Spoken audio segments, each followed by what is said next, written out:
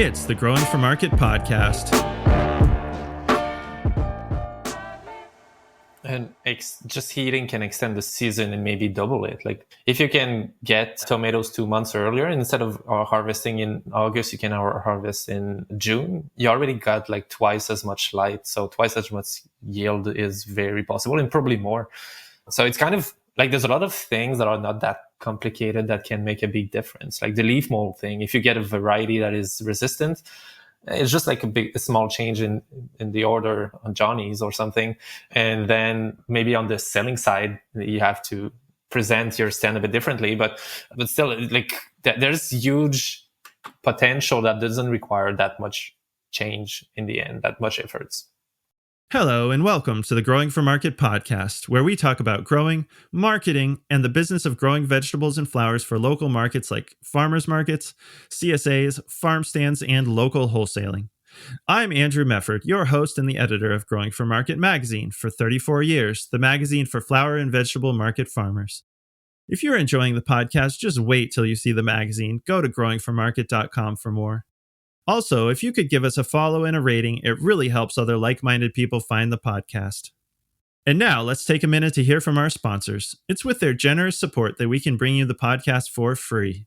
Spring is here, and CSA season is in full swing. If you're ready to grow your CSA and reclaim your time, Farmhand is here to help. With built-in marketing and subscription tools that automate everything, from customer support and newsletters to weekly add-ons and billing, Farmhand helps you delegate the busy work so you can stay focused on the farm. On average, Farmhand saves CSA farmers over 10 hours a week. That's 10 extra hours to spend with your family, in the field, or just taking a well-earned breather. Set up a one-to-one demo with Ari, Farmhand's founder and a farmer himself. He'll show you exactly how to streamline your operations, grow your CSA, and stay competitive, all with tools designed for small farms. Make this your most profitable season yet. Get started at farmhand.partners/GFM. That's farmhand.partners/GFM. Whether it's tomatoes to market, flowers in the spring, or vegetables for your family, growing in a greenhouse protected from the weather provides the right environment for a harvest you can count on. Rimmel greenhouses are strong, durable, and easy to assemble, offering the quality that you need to grow productively year-round. Rimmel greenhouses are proudly built right here in America and shipped to anywhere in the U.S. With technical sales staff members located across the country, many with growing experience, the Rimmel Greenhouses team of experts will serve as your trusted partner every step of the way to ensure that you get exceptional value from your greenhouse investment. Visit Rimmel.com to get a quote today.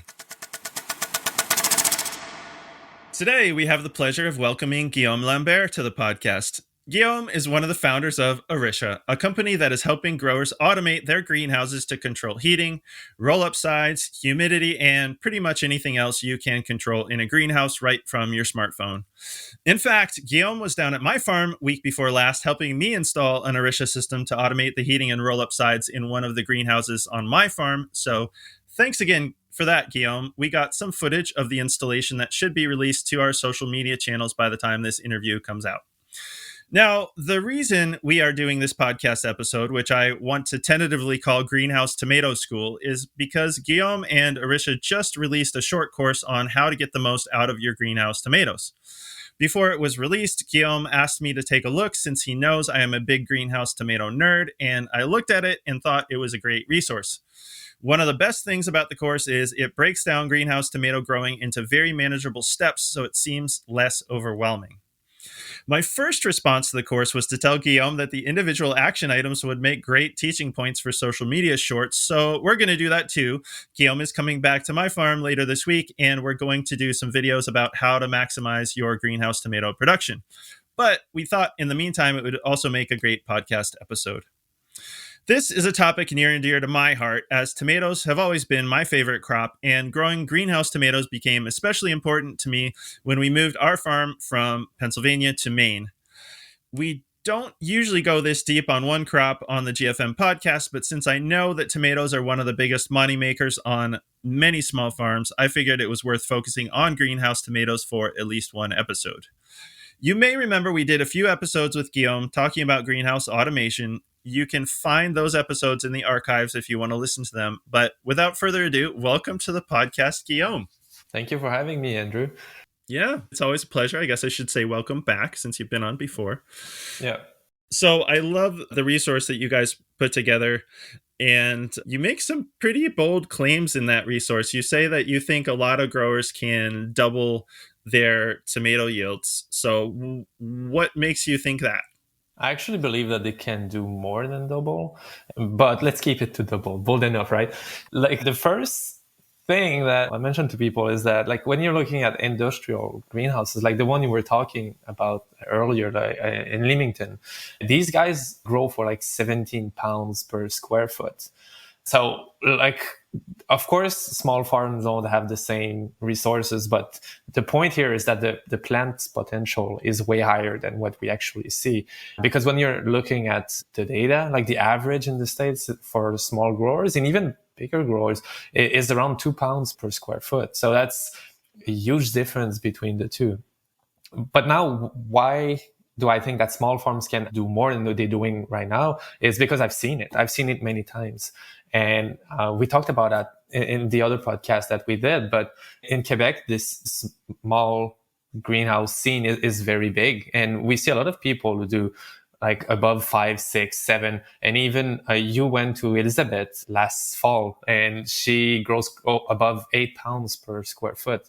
So compared to the average, that's more than, it's almost 5 times more than what we're seeing the average do.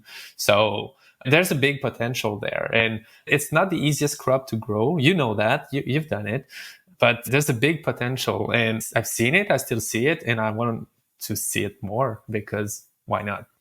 What do you think? Do you think we can do it? Yeah, I think we can do it. In fact, Guillaume, I remember one of the first times that we ever talked, you said something that really resonated with me. You said that you saw a lot of growers growing in greenhouses basically exactly like they would out in the field. Yeah. But just in a greenhouse. And by that, I mean same density, same varieties, same fertility program, basically. And so, and that's what I saw. I worked before we started our farm here in central Maine.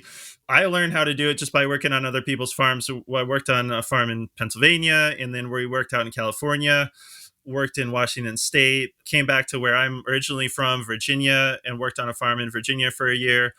And then we also worked on farms in upstate New York and Maine, which is what eventually brought us to Maine.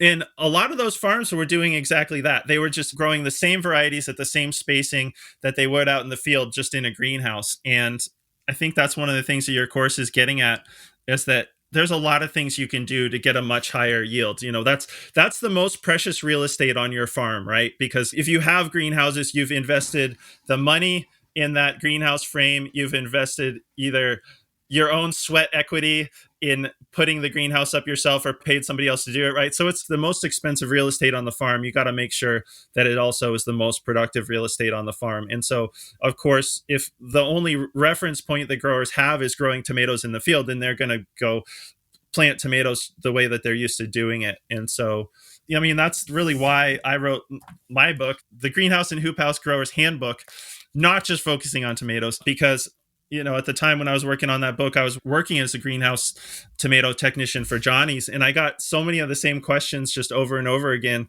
that I wanted to put it all into a book. And so I think what you've done with your course is really just to make it even more approachable, right? But the book, I spent 240 pages or something telling people, and granted, we cover other crops, but I think that your course breaks it down into smaller bites that are less intimidating than like, oh, I got to go read this 240 page book, which, I mean, don't get me wrong, books are great. I love them. Look, there's a lot back there.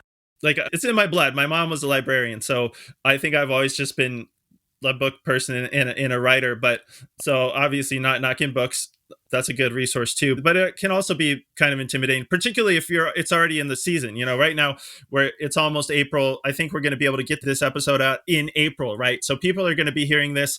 A lot of people will have already planted their tomatoes, but may need help with the management decisions of like how to keep the tomatoes, how to control humidity, how to control diseases and pests and all that kinds of things. And so I think when it's in the middle of the season, a course like you guys have done is more approachable for someone who needs answers quickly. And also, I think it can be an introduction for like when you're starting out. Like the book, you go way deeper than what we're doing. So after like setting up a base, going deeper makes sense, and we cannot do that in a short format. So the book is still kind of the logical next step if you want to improve what you're doing. Yeah, sure. Yeah, like yeah, take the Orisha course and then go buy my book. But no, I mean, I'm Or not. start with a book if you have time. Yeah, It's more complete. yeah. But I think it's really good that you guys talk about yield, because that's one thing that, like seed companies, for example, I used to work in the seed industry. Seed companies don't want to talk about yield. And there's a reason for that, is because if they come out and say, like, ooh, you're going to get 9 pounds per square foot, then if people don't get that, they're going to be coming back to the seed company and saying, like, well, you said that I could get 9 pounds per square foot and I didn't. Whereas that's totally possible.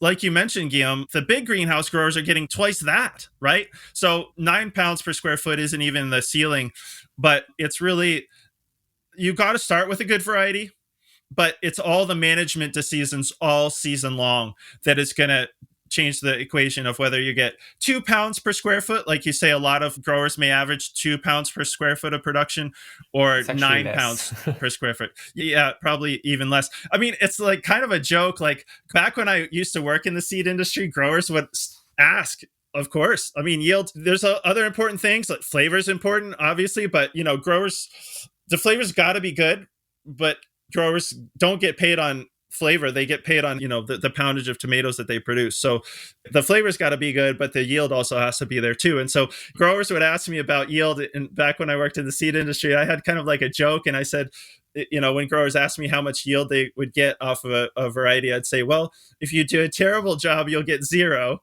If you do a bad job, you'll get like 2. If you do a better job, you'll get 9 or something like that. And then if you do a really, really good job, yeah, maybe you'll get like 17 pounds per square foot. So that was kind of a joke way to handle the fact that seed companies don't really like to talk about yield. But that's an important thing, because I think because there's so little official data on yield, Benchmark or reference point. yeah, there's not a good, I think a lot of growers don't have a good reference point other than whatever their production was last year. Is like, did I do better than last year or not? And that can be kind of, then you don't know if there's a lot of room for improvement. Like, are people around me getting a lot better yield and I should go see what they're doing? So I think it's good that you talk about yield. But do you want to just tell us a little bit of either more about the course, what got you to make the course, or how the whole course came about? Yeah, well, a bit of what you said. Like when you're asking, like there's not a lot of people who are talking about yields because it needs way more commitment maybe to it, if for the seed company, for instance.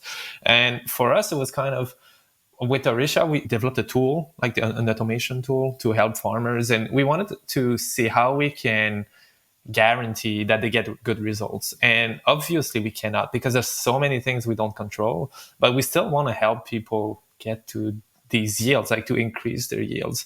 So we had to think about what needs to, like what's the minimum that people need to do to get these results. Because yes, we can control the climate, we can control the irrigation, but then if you plant at half the density you would get half the result. Like we cannot control that. So there's all these things, and we started to think, okay, so if I'm going to a greenhouse and it's grown like in the field, what's the first thing we need to do? Okay, what's the second thing we need to tell the farmer to, okay, you should change that to get maybe not to 9 pounds per square foot, but they already, if you double like to 4, that's like from 2 to 4, that's huge. What is it, like $4,000 per bed? So that makes a good difference to pay back the structure and the time you invest in it, like you mentioned earlier. So it was kind of all that idea of how can we get more control on the results. And unfortunately, it's not like one or two things. So we had to find a way to communicate how to do that. And we know that I talked to a lot of farmers over the last few years, and it's always the same thing. Like there's so many aspects of the farm that farmers need to think about. So you cannot like focusing on just the tomatoes. It's interesting. That's probably the crop that brings you the most money, but still there's all these other problems, all these other projects that you want to get done. So how can we make all that information that needs to be done if you want to have good yields in a format where people feel that they can actually do it. They have the space to do it. They have the bandwidth to do it. And in the end, that's why we built that course, is to help people get to increase their yields without having to feel like it's a huge project. Because when people feel it's a huge project, well, you don't have the bandwidth for it. And I totally understand that. Yeah. We have a lot of ideas, and we talked about it a lot of times. We have way more ideas than time to actually do everything. So how can we make it achievable, maybe in a step, like a baby step kind of way? So that's how we came with the course.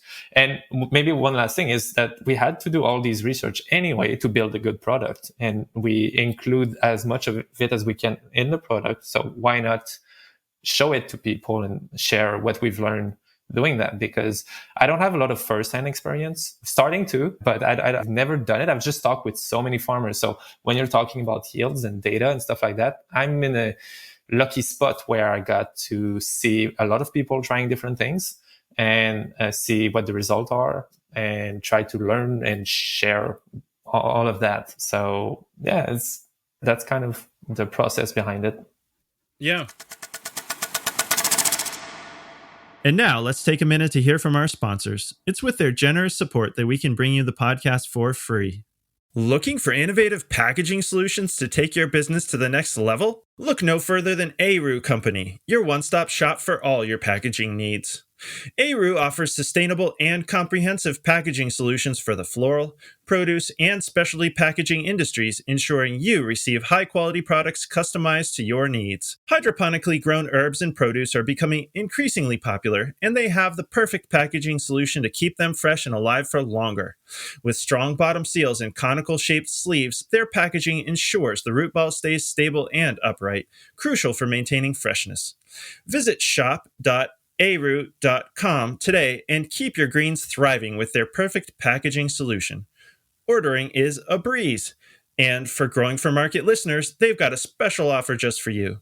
Use the code GFM15 during checkout to enjoy an exclusive 15% discount on their web shop. For more options, be sure to visit Aru Company at aru.com and discover the complete range of their product offerings. Because when it comes to quality and innovation, Aru Company is the name you can trust. Local Line is the most popular software platform for farmers and food hubs selling direct to consumer. With features like e-commerce, inventory management, subscriptions, and box builder, Local Line helps you grow sales, save time, and streamline your operations. In fact, last year, farms that used Local Line grew their sales by 23%. Ready to switch to a proven sales software that does it all? Local Line has no setup fees, no commissions, and will migrate your storefront for free, so you'll be up and running in no time. As a GFM podcast listener, Local Line is offering a free premium feature for 1 year with your subscription using the coupon code GFM2025. Don't wait. Start your season off the right way with Local Line. Harnois Greenhouses has been pioneering greenhouse design since 1965, working alongside market gardeners and farmers across North America to deliver turnkey greenhouse solutions. Their mission is simple: supporting growers' success with innovative, high-performance structures engineered for strength, efficiency, and longevity. Designed to withstand high snow and wind loads, their greenhouses optimize brightness, boost yields, and offer a rapid ROI. With over 20,000 projects completed, they're more than just a manufacturer. They're a trusted partner in building sustainable, energy-efficient growing environments. Their NRCS-approved freestanding greenhouse, the Ovaltech, remains a top choice for year-round production. And in 2025, they're introducing a new low-tech high tunnel, starting at just $2 per square foot, perfect for growers seeking an affordable, durable solution. As a Growing for Market listener, you'll receive an exclusive 5% discount on all new structures. Harnois Greenhouses, leading the way in turnkey solutions for local growers. Check them out at harnois.com. That's HARNOIS.com. And now, back to the show. Well, and I think what you're getting at there, Guillaume, is that you are in the middle of building a greenhouse for your own greenhouse. And so that in itself, I think, is an interesting project that we're going to try and follow up on. Guillaume has been coming down to visit me here in central Maine. I plan on going up to Quebec, in the Quebec City area, to look at the greenhouse project as it comes along, because I think so much of people's success in greenhouse growing comes down to planning. I mean, like farming in general, right? People don't just like go out there the first nice day of spring and start popping seeds in the ground. They've done a lot of yes, that's not very realistic. And so any kind of farming takes a lot of planning. And so what I'm hoping to do is kind of like follow you through the planning and building phase of your greenhouse, which, if I'm not mistaken, is going to be in operation for the first time next year. And so our audience can learn what it's like to do that process. And also because I have a greenhouse project that I'm trying to do, and it's involving some fundraising that is on an uncertain timeline for me. So I'm probably not going to be in business next year, but it's as much for my own. Like, I want to follow along with your project as much as possible too, to see if there may be some things that you're doing that might be a good idea for me, right? Because if some of the things are the hardware. Let's talk. The hardware is pretty solid, right? If you build the wrong greenhouse or at the wrong spacings or things like that, there's ways to maybe change the spacing of your beds inside. But building a greenhouse is such a big investment. You want to make sure you do it right. So I am looking forward to learning along with your project too.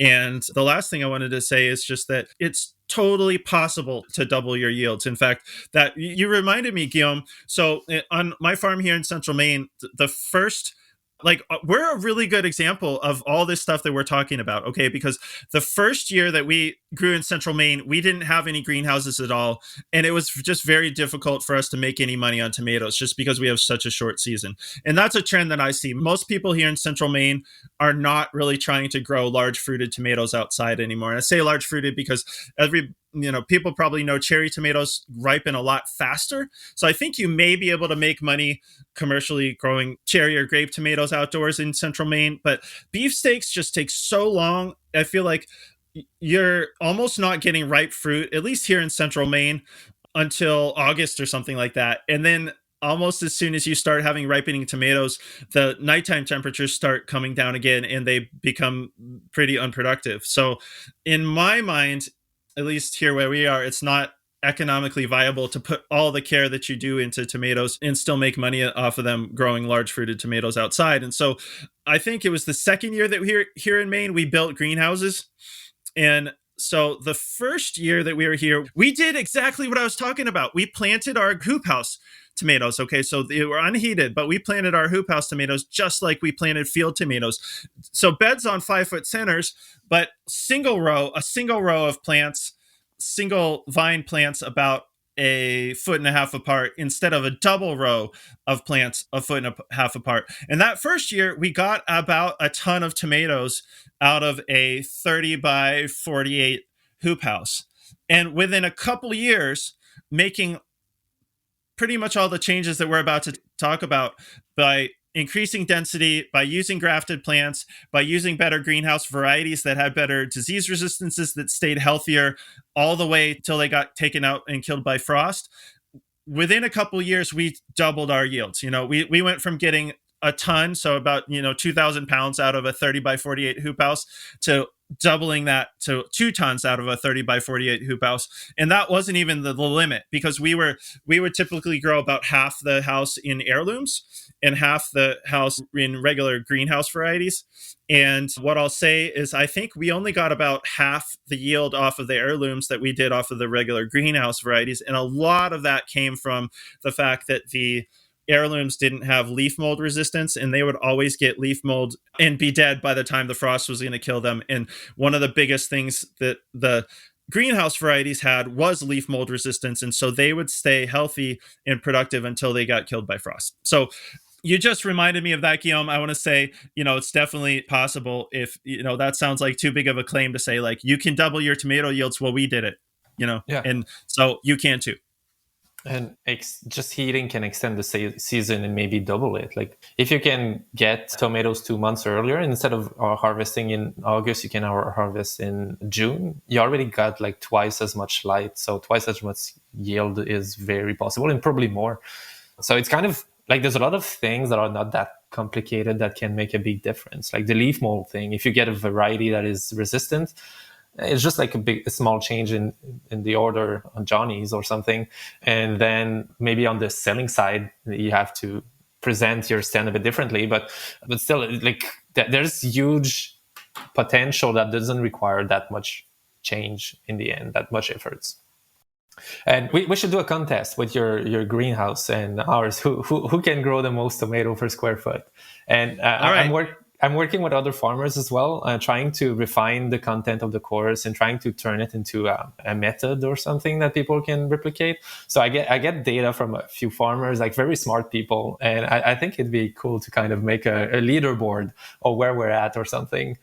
And by the way, if other people are interested in giving feedback on the content we're building, I'm very happy to receive it because, like, as I said, I don't have a greenhouse yet. And I know a lot of you out there have years of experience growing tomatoes. So you have like definitely points that can help make that content better for others.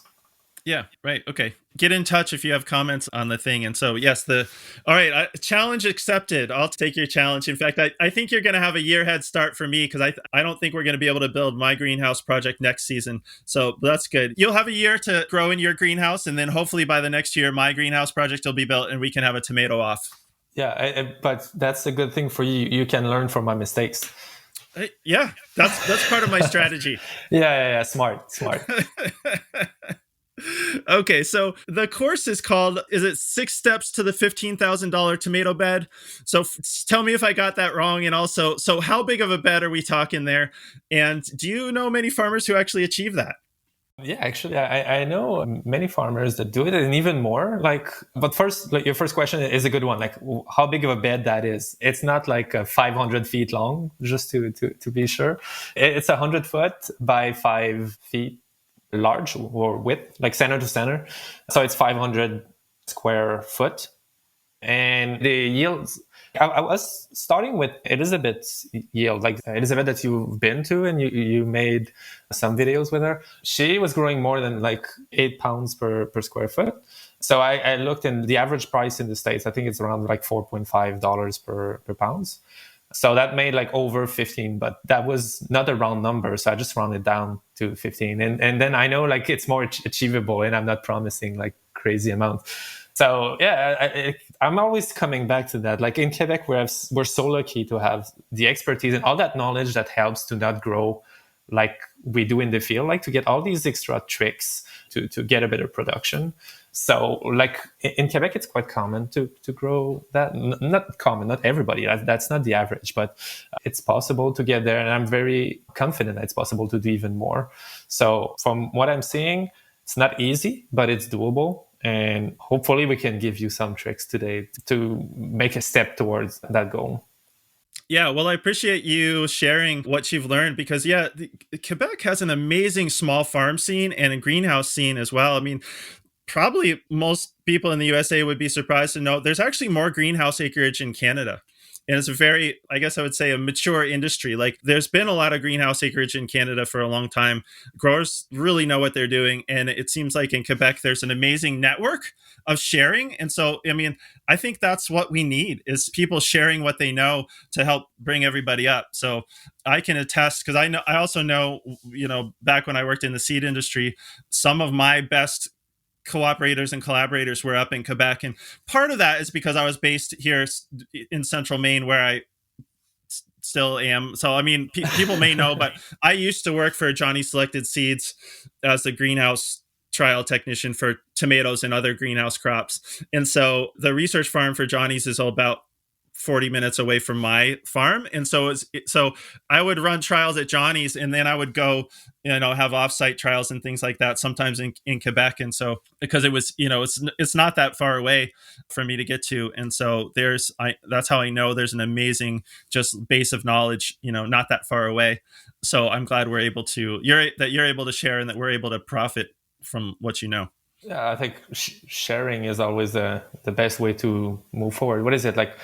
Together we go further. Yeah. Or something. Isn't that a saying? Yeah, it is. I heard that in a Disney movie yesterday. Yeah, well, That's the right idea. So I know your course is going to be broken up into 6 steps, and I think only 3 are released right now. But how did you come up with that 6-step format?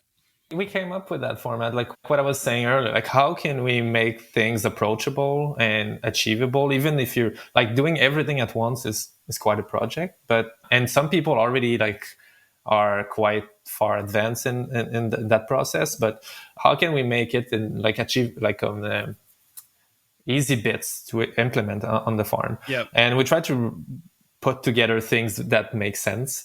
And like in the course, like the format is like many tips. So we wanted it to be, I tend to be very in the theory, in like principle, thinking in terms of principle, but it's hard. When you receive that principle, you need to internalize it, then figure out, okay, what the heck am I going to do with it? And then do it. So it's kind of a tough process and it's a lot of information. So we wanted it to not be that and be more like concrete action that people can take. And for that, I'm lucky. I'm working with a very smart farmer, like many smart farmers, but one specifically helps us write that course. And he had like a lot of specific concrete tips that he divided, like every of these 6 steps are divided in like concrete tips that is sometimes as easy as making sure the varieties you're choosing have the leaf mold resistance, as you mentioned earlier, or if you can put white mulch or tarp in between rows so that you can reflect more light and then increase yields, like increase photosynthesis that way. So how can we make things as concrete as possible and in a manner that makes sense? So like the first step being to start right. So the varieties, the density, and everything that you need to plan. We're talking about planning. So everything you need to plan before the season, which is a bit late for that maybe now, but that's still like the first thing we need to do. And some things you can correct. So if during the season you realize, oh, it's not dense enough, what can I do? But you can let grow another head, another leader, and increase your density. But how to do it? Like you need to kind of make the density calculation in your head. So we just created a calculator to help with that. So your question was about how we came up with the 6-step is like trying to make things as actionable as possible. Mm-hmm. And also in a matter of what people kind of where they are, because I know in the state like a lot of people don't heat their greenhouse. So we're trying to set everything that doesn't require heat first. And then when we have all that done, maybe it makes sense. It makes more sense to invest in heating. I know some don't want to heat for the environment, and that's fine. But sometimes if you can grow more with less resources, maybe that's a win. So, and financially as well. So like everything you can do without heating. And then there's the other challenge that we had. I know you mentioned you had the same challenge with the book, is that a lot of people aren't automated, and we don't want just to sell automation in the course. So we try to give tips that you can use even though you're not automating your ventilation or your irrigation. But it's kind of hard to find the line where what's actually doable and is worth doing if you're doing it by hand, and what is done automatically if you automate your greenhouse.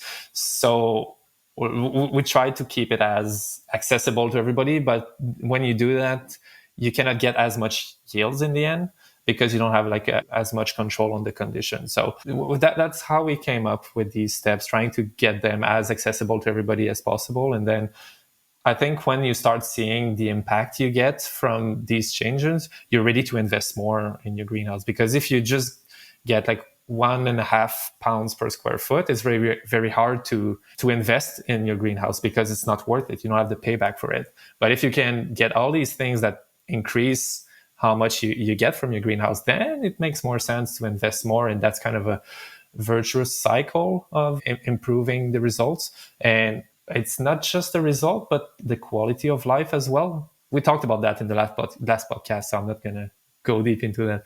But yeah, so what did you think about the 6 steps? Did it make sense for you? Is it a good priority? Yeah, they made sense to me because there's only the first 3 are out. Is that right? Or was it 6? Well, either whatever the steps that you have already, I think are really good, and that's why we're having this conversation, because I thought you're right. Some of the earliest planting stages, a lot of people have probably already planted, but a lot of the steps have to do with management, which they can still do. Yeah. And what do you think about, like, how did you tackle the issue. I know you told me that you had trouble like writing the book, considering people don't automate the ventilation and the heating and everything in their greenhouse. Like, how did you go around that?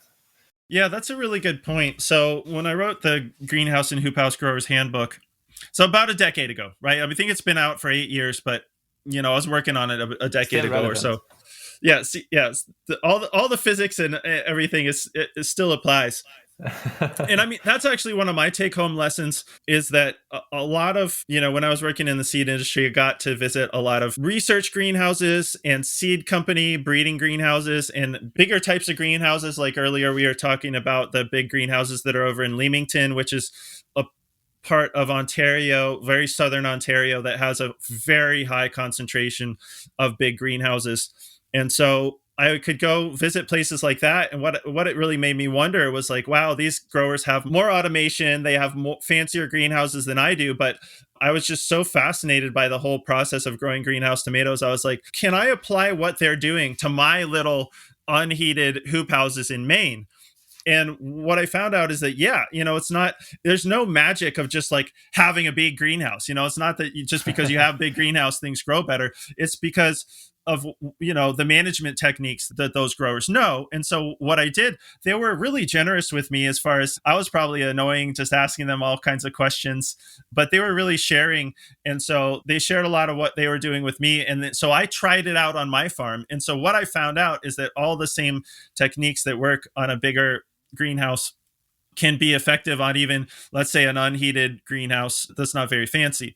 But yeah, so one of the difficulties that I had with writing the book, though, is that a lot of the gains that you can get in more advanced greenhouse growing are through temperature management and even humidity management, which is really hard to manage humidity by hand because a lot of times it involves heating the greenhouse while you're also letting some air from the outside in. And I think most people have a really hard time turning on the heaters when the vents are also open, but the benefit is really clear. A lot of people know that cooler air holds less moisture, and so that's how you dry out the air. Like if you think about a greenhouse has been shut up all night long, plants are still respiring, right? So the plants are giving off humid air. So what tends to happen is that you arrive at the morning with this air that's just completely saturated with moisture.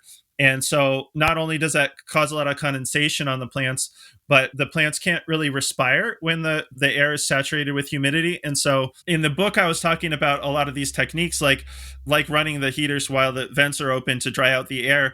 But I realized that almost nobody could do that without any kind of automation. Okay. And so that's why, to my mind, automation in a greenhouse brings you from almost like working in 2 dimensions to working in 3 dimensions. Instead of just controlling heat and temperature, you can go to controlling temperature and climate. And by that, I mean also adding in humidity and better climate control. And so that's why I felt like a lot of the stuff that I talk about in my greenhouse book, people would have a hard time doing unless they had a really expensive automation system. So, okay, but what I mean by that is the greenhouse project that I'm planning, I've been working on for about a decade myself, and it kind of went on pause when I took over growing for market because I had to get up to speed on that. So I just looked it up, and in my greenhouse project from almost a decade ago, I had set aside the budget $20,000 for automation and climate control, and that's in a greenhouse that's like a third of an acre or half of an acre. And so I realized that's sort of one of the deficiencies in my book at the time is that unless people were gonna invest that kind of money in automation, it would be hard for them to achieve the climate control. And that's one of the good things about Orisha is that you can help people automate without spending that much money on it. I feel like you guys took kind of like there's an app for that approach to greenhouse automation. In that, what I mean by that is that I think the hardware is less expensive than the hardware that was available a decade ago. And we would hope, right? We would hope that over time technology would get better and bring costs down.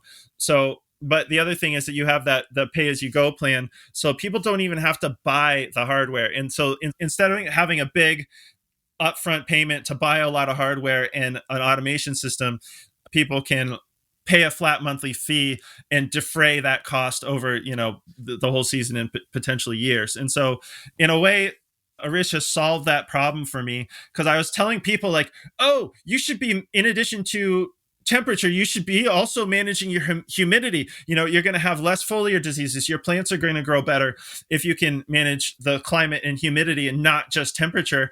And then it's like, okay, so how do I do that? And like, I don't know. Like, I mean, I know, but like you might have to pay more money than you have available to like buy a lot of hardware to have an automation system. And so I think that's one of the good things about Orisha, is that you're able to provide the kind of automation that a decade ago cost $10,000 or $20,000 for people with on a smaller budget. It means that smaller growers with smaller houses can afford to automate those houses. And I think once they do that, they're going to see the benefits, because a lot of this stuff happens incrementally, right? Like we built our hoop houses. We got a ton out of them that first year. We started learning. Then a couple of years later, we were getting 2 tons. And then we realized how much earlier we could go. We heated, then we added heaters to the greenhouses that were previously hoop houses. So, it's like the technology grows over time, and so do growers, right? I think a lot of people will build a hoop house, think it's great for a couple of years, then realize the limitations of a hoop house and either add a heater to it or then build the greenhouse that they really want after growing in that hoop house for a few years. So yeah, I think, automation, just in addition to the peace of mind, knowing that someone's always babysitting your greenhouse, I mean, automation really pays off in yields as far as the plants growing better and getting less disease. That's all I can say about it. That's good. And that's kind of what we're trying to focus on. Like, well, in the beginning, we wanted to have like the cheapest system possible to help farmers because like of capital availability, if I can say that, because it's expensive and you have such small margins when we grow vegetables. But we kind of changed our mindset a bit to go towards simplicity and just getting the best payback out of it. So there are still options that are cheaper, even at what we're doing, but like dividing it in a monthly payment model, I think made it more accessible and less risky to try for people. And as you mentioned, for greenhouses or for the structure, you can start small and then add heat and then add more stuff in it. But the automation is the same thing. So if people wants to try it, you can just start with the roll-up side, which is most of the time like the place, like you're low hanging fruit, and then you can add more stuff. So instead of having like a big $20,000 or monthly payment that is big or whatever the system you're going for, you can start just with small things and then increment on it. Yeah, and then there's all that side of everything, all the conditions you need to get in the greenhouse is kind of complicated because it has to follow the light patterns and how many leaves you have. And like, there's many things to know. And what we've tried to do is just get all of that into the software. So it's not anymore the hardware that is expensive. It's kind of managing all the software, which gets back to more like managing the greenhouse. But still, like the goal that we're going for is really what has the best payback in the end. And that course is part of it. If you can get all these tricks or tips in action, then like doubling or increasing your yields is easier and easier to get, and with less and less work, because you don't need to take care of these roll-ups anymore. You don't need to go back and forth to start irrigation during the weekend and all these annoying things. So you get better quality of life. You can get out of the farm and it pays for itself because you increase the yields with it. So that's kind of the mindset that we've gone around it. But we know that it's a scary move for a lot of people to spend the money for it. So we try to make it as accessible as possible. But we're talking about automation. Like maybe we should move on to the tomatoes in the yields. Yeah, let's do that. I guess I have one more quick thing I want to say about automation. Is just that I guess people, if you haven't automated a greenhouse before, then it's one of those things. It's hard to tell people what the benefits are if they've never seen them. But it's so hard to do things like control humidity by hand, and by that I mean like an actual person standing there, like opening the vents and then turning on the heater. Because even if you had a humidity meter, it's hard. What would you do? I mean, I know in the past when growers realized that humidity was a problem, but before automation had maybe caught on as much, growers would do it by hand, but I think it was a lot more approximate. And so plants will grow a lot better and you'll have less disease if you can control humidity.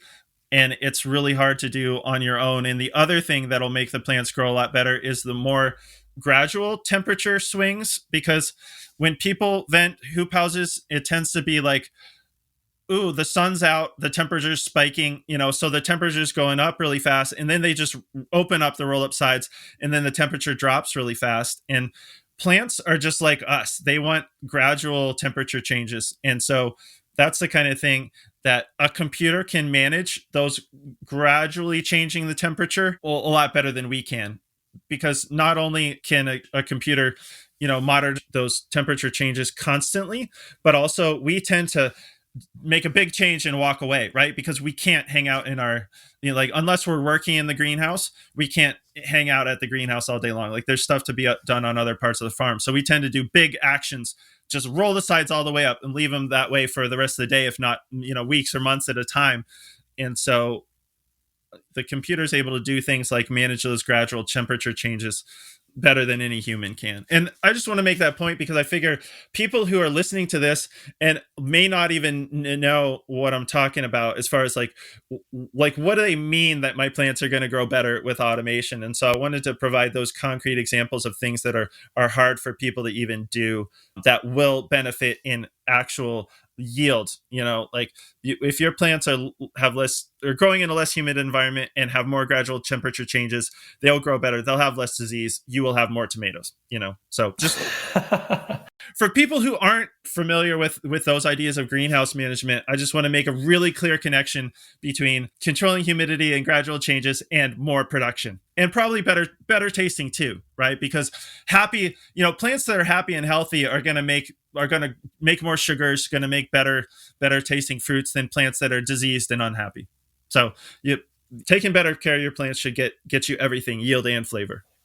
And you mentioned the humidity. Like you were saying, you were losing like half of your heirlooms to leaf mold, and I'm not sure if you can find heirlooms with leaf mold resistance. But what we like with the humidity management, you cannot be there at night, and that's when it's the most humid because everything is closed and the plants are respiring a lot. So the humidity kind of increases during the night, and that's when it's colder. So you have like more disease problem. So just having something that can like ventilate a few times at night. And I remember Elizabeth telling you that for her, it was like 8 times that night, I think, that it pulls the air out.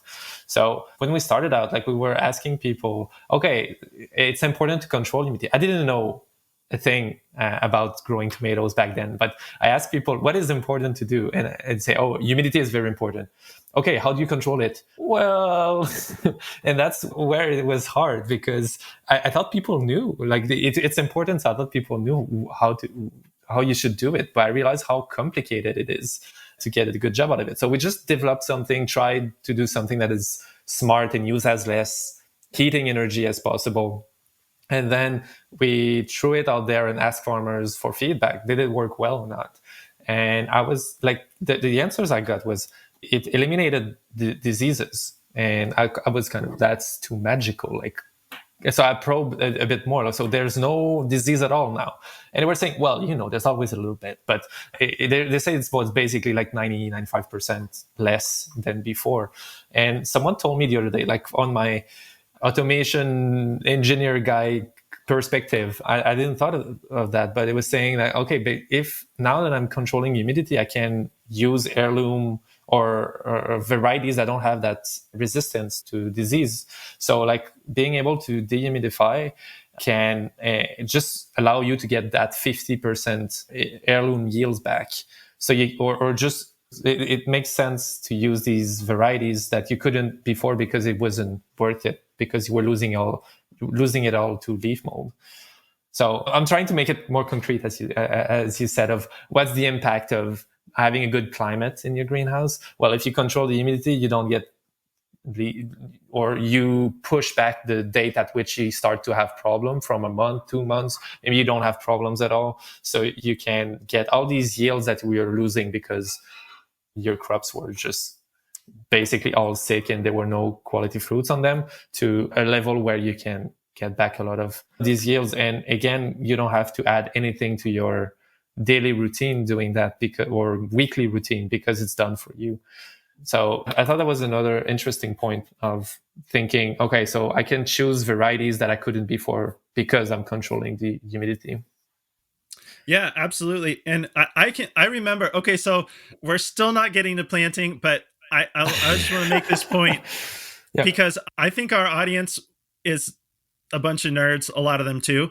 And, you know, the way I think of it is that they want to know the why behind the why. Like, okay, so this whole point about being able to control humidity and controlling diseases all became clear to me in one visit. Okay, so there's a really big tomato greenhouse just a few miles away from my farm here in central Maine. I think they have 40 or 50 acres, all tomatoes. And so one year I got to go take a tour of that greenhouse. And it was a year when we were having really bad late blight here in Maine. And so if people are familiar with late blight, I mean, it's almost like the worst disease you can get, because plants can go from otherwise healthy to just slime within a few days. I mean, late blight is one of the worst tomato diseases, but one of the worst plant diseases I can think of it all. And so I went to visit this 50 acre tomato greenhouse in this year that we were having really bad late blight here in Maine.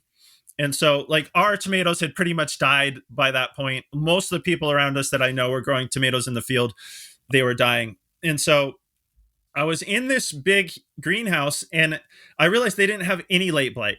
Like our tomatoes completely dead, their tomatoes no late blight. And I asked them about the varieties they were using, and they were not late blight resistant varieties. In fact, only recently have late blight resistant varieties come on the market. And I was like, I asked the grower, I was like, why are all my tomatoes dead and you don't have a spot of late blight? And they were like, we control humidity. Because late blight, this is a thing about the late blight pathogen, it needs to have water on the leaf surface to infect the leaf. So I knew, right, because my farm was only a few miles away from here. The whole state was full of late blight. So I knew there's late blight spores blowing around. They're definitely in that greenhouse. How do they not have any late blight? Because they never let the leaves get wet. In addition, so the first step is having the greenhouse, right, so they don't get rain on them. But the second step is monitoring humidity. And if they never get the humidity to the point where there's any condensation, they never have water on the leaves. And that's why still there's not much breeding for late blight resistance in greenhouse tomatoes, because the breeders are assuming that you're controlling late blight by controlling humidity. And the last nerdy point that I want to make about humidity, like you made the point that nighttime is the most important time to control humidity. And so this is a nerdy thing, but I enjoy knowing this kind of stuff, is that plant respiration is passive, right? They're not like us, right? They don't have lungs where they're take a breath in and force it out, right? So what the way that plant's version of respiration is their stomata, right? The little holes on the leaves of the plant. When the plant wants to respire, it opens the stomata, but it's passive respiration. The plant depends on there being the environment outside of the plant being less wet than the inside of the plant. So basically, the way the plant respires is by opening its stomata, exposing the moisture on the inside of the plant to environment outside of the plant that's less moist, and letting the moisture go passively, just evaporate out of the plant into the outside environment. So if you have a greenhouse, let's say it's the end of the day, you roll the sides down on that greenhouse, those plants continue respiring until the point where the air is saturated. And then the plants basically can't breathe. Because when the air is already saturated with humidity, they can't let off any more humidity. And that is the whole cycle of how the plants pull nutrition from the soil, right? You got to think, there's almost like, you can think of it as a moisture conveyor belt going from the roots of the plant. You know, the plants, the roots of the plant aren't like a pump. You know, they're not pushing moisture into the roots. What they're doing is they're letting moisture out of the leaves, and that gradient allows the roots to pull moisture in. And so when you have a greenhouse that you've rolled the sides down and it's just sitting all night long with the sides closed, with the plants still in there respiring, the air in that greenhouse will get to the point where it's saturated with moisture, and the plants can't breathe again until you get some kind of ventilation. And so that's why, as you pointed out, Guillaume, nighttime is an important time for drying out that air, because otherwise they can't breathe all night long, which obviously it's not as bad for plants as us. Obviously if we couldn't breathe all night long, we die. They don't die, but they don't grow. They stop growing, because if the air has become so saturated that they can't respire anymore, that means they're not drawing up any more nutrition from the roots. The plants basically go into stasis. They go into a holding pattern until they can respire again. And you might not really see the effects of that over one night, but you will see it if you go through several days with cloudy weather where you keep the greenhouse all closed up. The plants will start to yellow, because it's a common thing that growers do. Like if you have a patch of really cloudy weather, just keep the greenhouse closed up.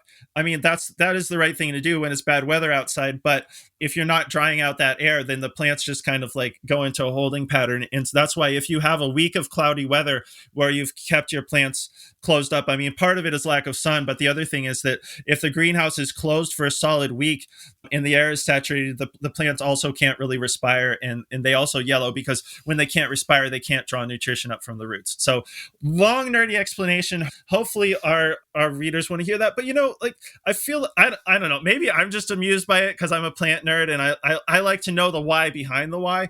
But I also think it may help people understand, like, oh, that's why it's so important to control humidity, because if if the air is saturated, the plants can't respire. And also, if the air is saturated, condensation is more likely to happen. And so, as an example, that's why I was getting late blight in my unheated hoop houses. Even though they didn't get any rain, they were experiencing condensation because I didn't have a heater. I didn't have any way to dry the air out. So, and that was really disappointing for me, because I was like, ooh, like finally we've built hoop houses where we're going to be late blight free. And granted, it took late blight longer to get into our hoop houses than it did in our field production.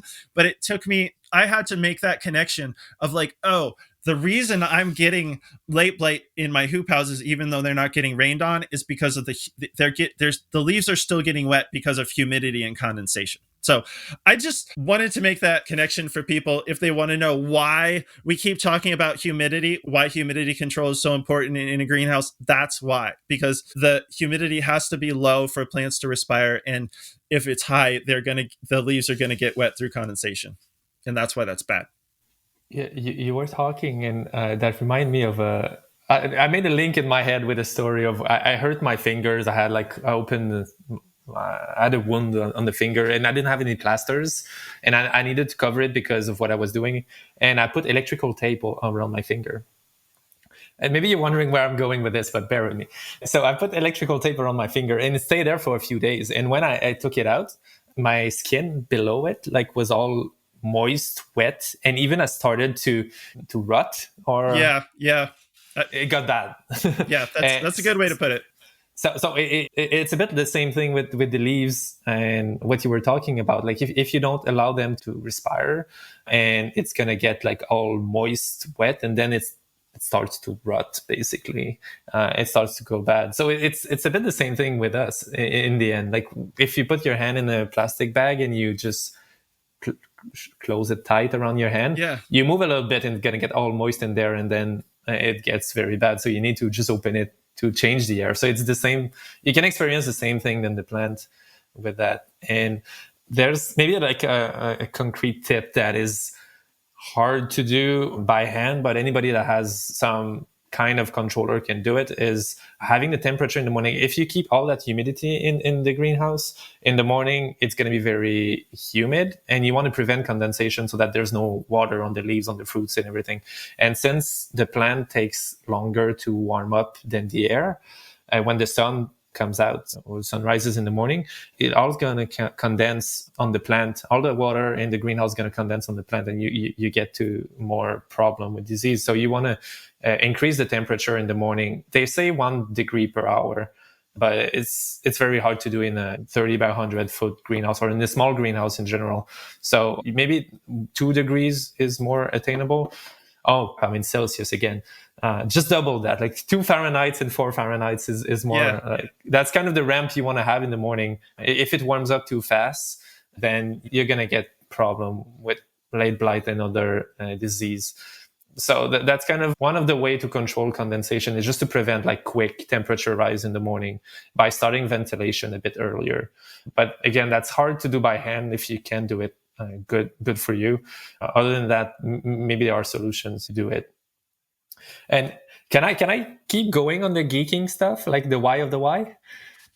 Go for it. Okay. I read something I thought was very interesting is that when, like that conveyor belt you were talking about, like the roots not pumping water around that, like that creates, it's kind of so the root pressure, if the soil is very wet, so that gets irrigation into play for the humidity, the disease control. But if soil is very wet and the leaves aren't respiring, then it gets like the root pressure increase in the plant, and it increases to a point where there's small droplets of water that starts to appear along the edge of the leaves. Have you ever seen that?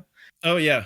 So when that happened, I learned that that's a very good trap for botrytis or gray mold spores. So the gray mold spores are just kind of gonna stick to these droplets at on the edge of the leaves, and when the plant is gonna start transpiring again, that root pressure will just drop, and it would just suck in the droplets back inside the plant, and now the spores are gonna be in a very wet environment, and they're going to be very happy and are going to thrive there. So that's one of the good ways to catch botrytis, if that's what you guys are looking for.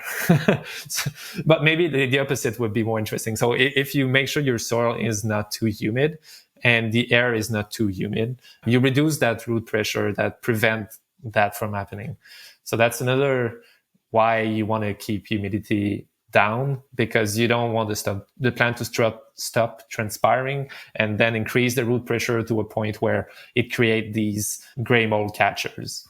Yeah, that's a really good point. I mean, like, it's not an exaggeration to say that all the leaf diseases will generally be better if you're controlling the humidity. Yeah, including, I mean, we talked about late blight, leaf mold, botrytis also. Yeah, botrytis is a huge problem. Botrytis is everywhere, right? My understanding is this, like, botrytis spores, like pretty much anyone in the world listening to this could be having problems with botrytis, because the organism that causes botrytis is worldwide. So yeah, problem for growers everywhere. There's powdery mildew as well. Yeah, powdery mildew is going to be worse if you're not controlling for humidity. In fact, that's one thing here in central Maine. We don't get powdery mildew every year, but it depends on the humidity. In years when we have the right conditions for powdery mildew, it can be really bad. Then there are some years where it's just naturally drier and it doesn't show up in unheated hoop houses. And that's contrasting with, say, leaf mold. Whereas it seems like we had a honeymoon, like a lot of people see. It seems like the first few years that you grow in a hoop house or greenhouse, I don't know, leaf mold doesn't really occur too much in the field. And so usually you have a 2 or 3 year honeymoon where you don't get leaf mold, but then somehow or another, once leaf mold spores have found your greenhouse, then the spores just like get on the structure. It's difficult, if not impossible, to ever get rid of. I don't think you can really ever get rid of it. And so it's like, once you've had leaf mold, you should plan on having it every year after that, which either means using resistant varieties. And that's why almost all greenhouse varieties have leaf mold resistance, because it's almost exclusively a greenhouse disease. People hardly ever see it out in the field. And so you can, like, if you don't even know, like if you were trying to read a seed catalog in another language that you didn't know or something like that, if you could look, or like sometimes I would do this, I would get seed companies catalogs from other seed companies, and I didn't know if they were supposed to be like, yeah, maybe it was a seed catalog in a different language and dealt with seed companies worldwide. But if I could figure out what the code for leaf mold was, it was almost exclusive that varieties that had leaf mold resistance would also be greenhouse varieties, because it's almost exclusively bred for greenhouse varieties, because it almost never occurs in the field. So actually, when you were talking about the drops on the edges, there's a word for that, and I was totally blanking on it.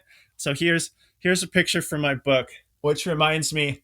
It's called guttation. At least in English, it's called, because so I don't know if you can see that. And now I remember this is a podcast, so people probably aren't going to see this, but there's a picture in my book talking about that, about how, like, which page?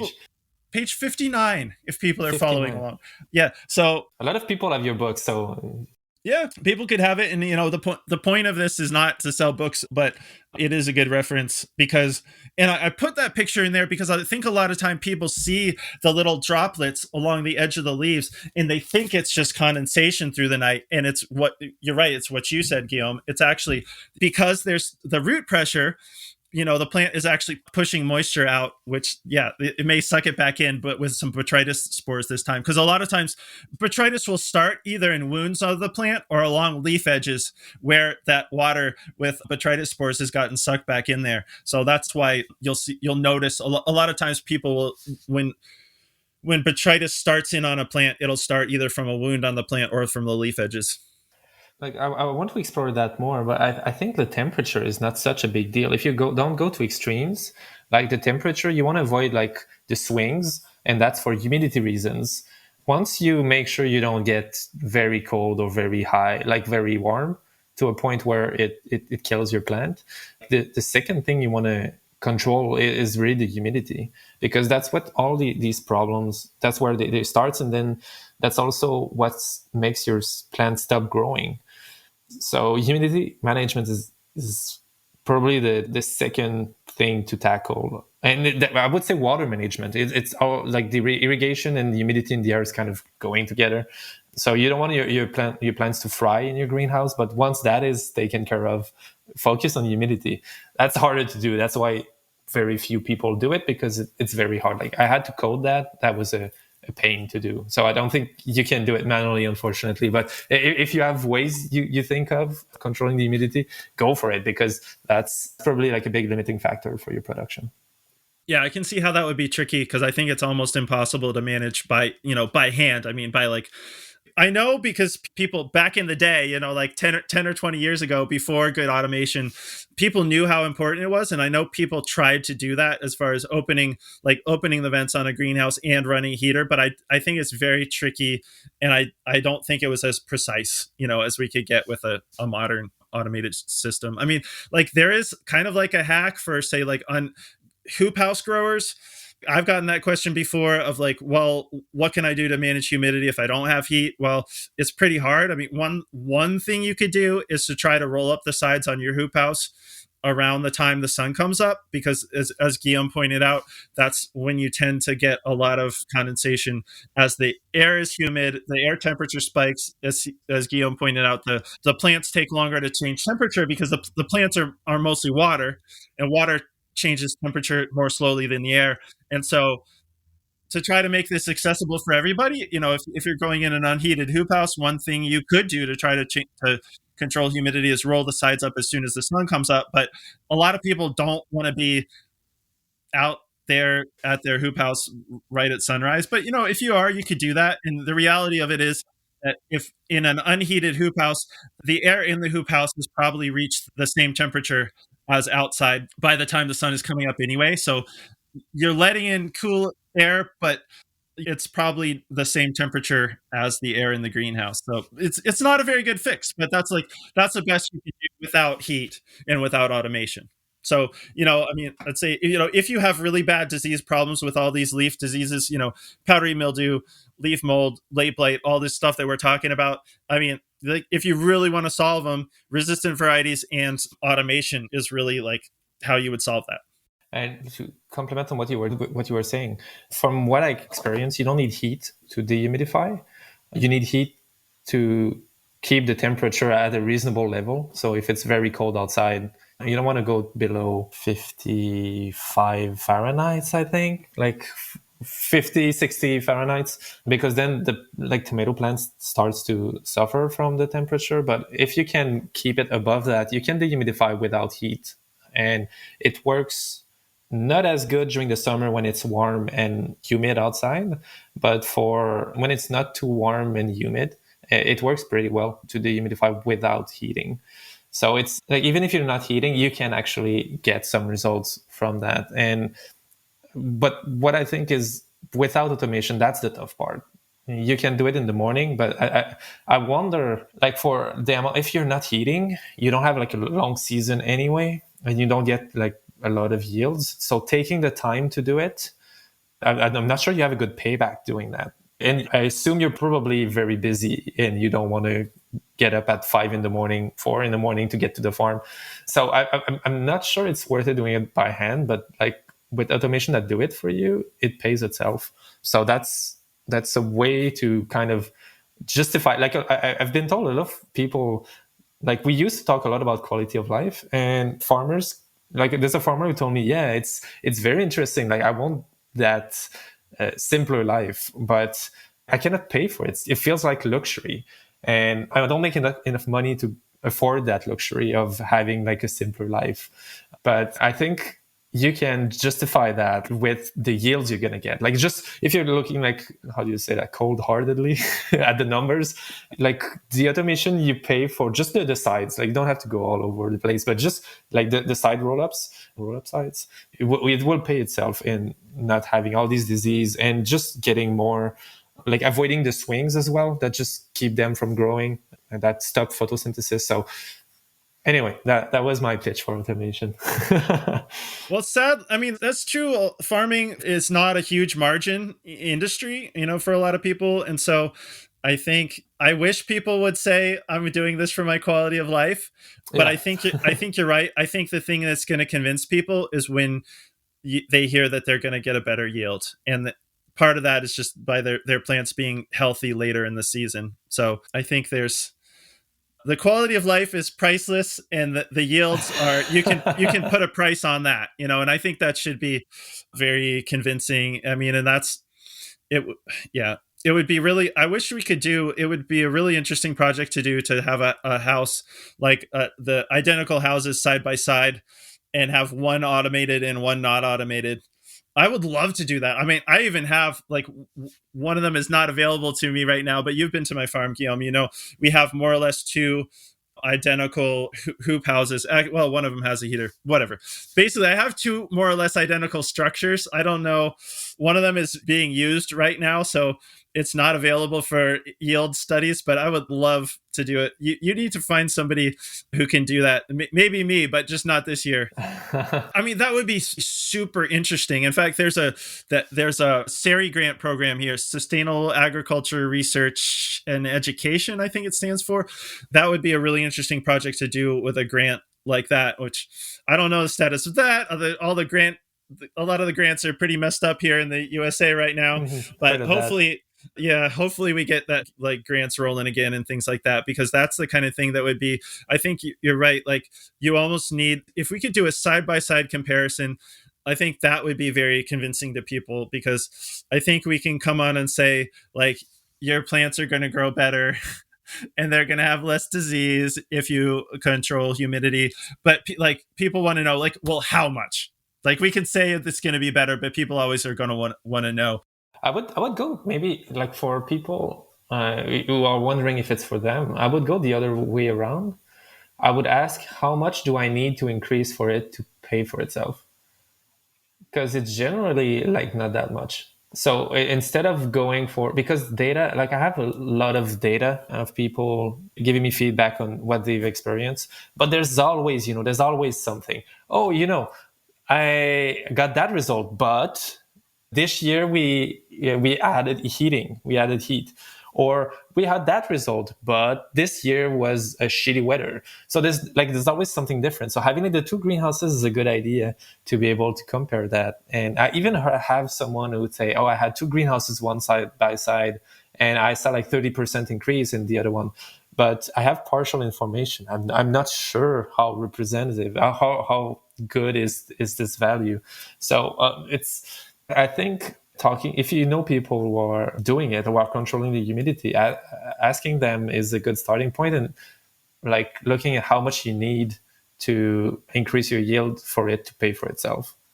I think is another, because if you think you need to triple your yields, or if you just need to add 10%, that's a big difference in how worth it is, I believe. I don't know if it helps.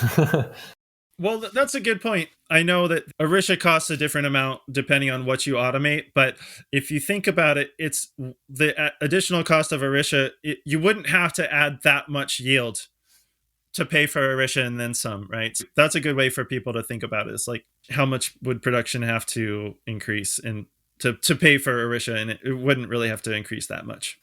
I just made the calculation. If you have like I took like a full 30 by 100 foot greenhouse of tomato. If you add zero 0.1 pounds per square foot, you're good. Yeah. So it depends where you're starting from. If you're starting from 1, that's 10%. If you're starting from 2, that's 5%.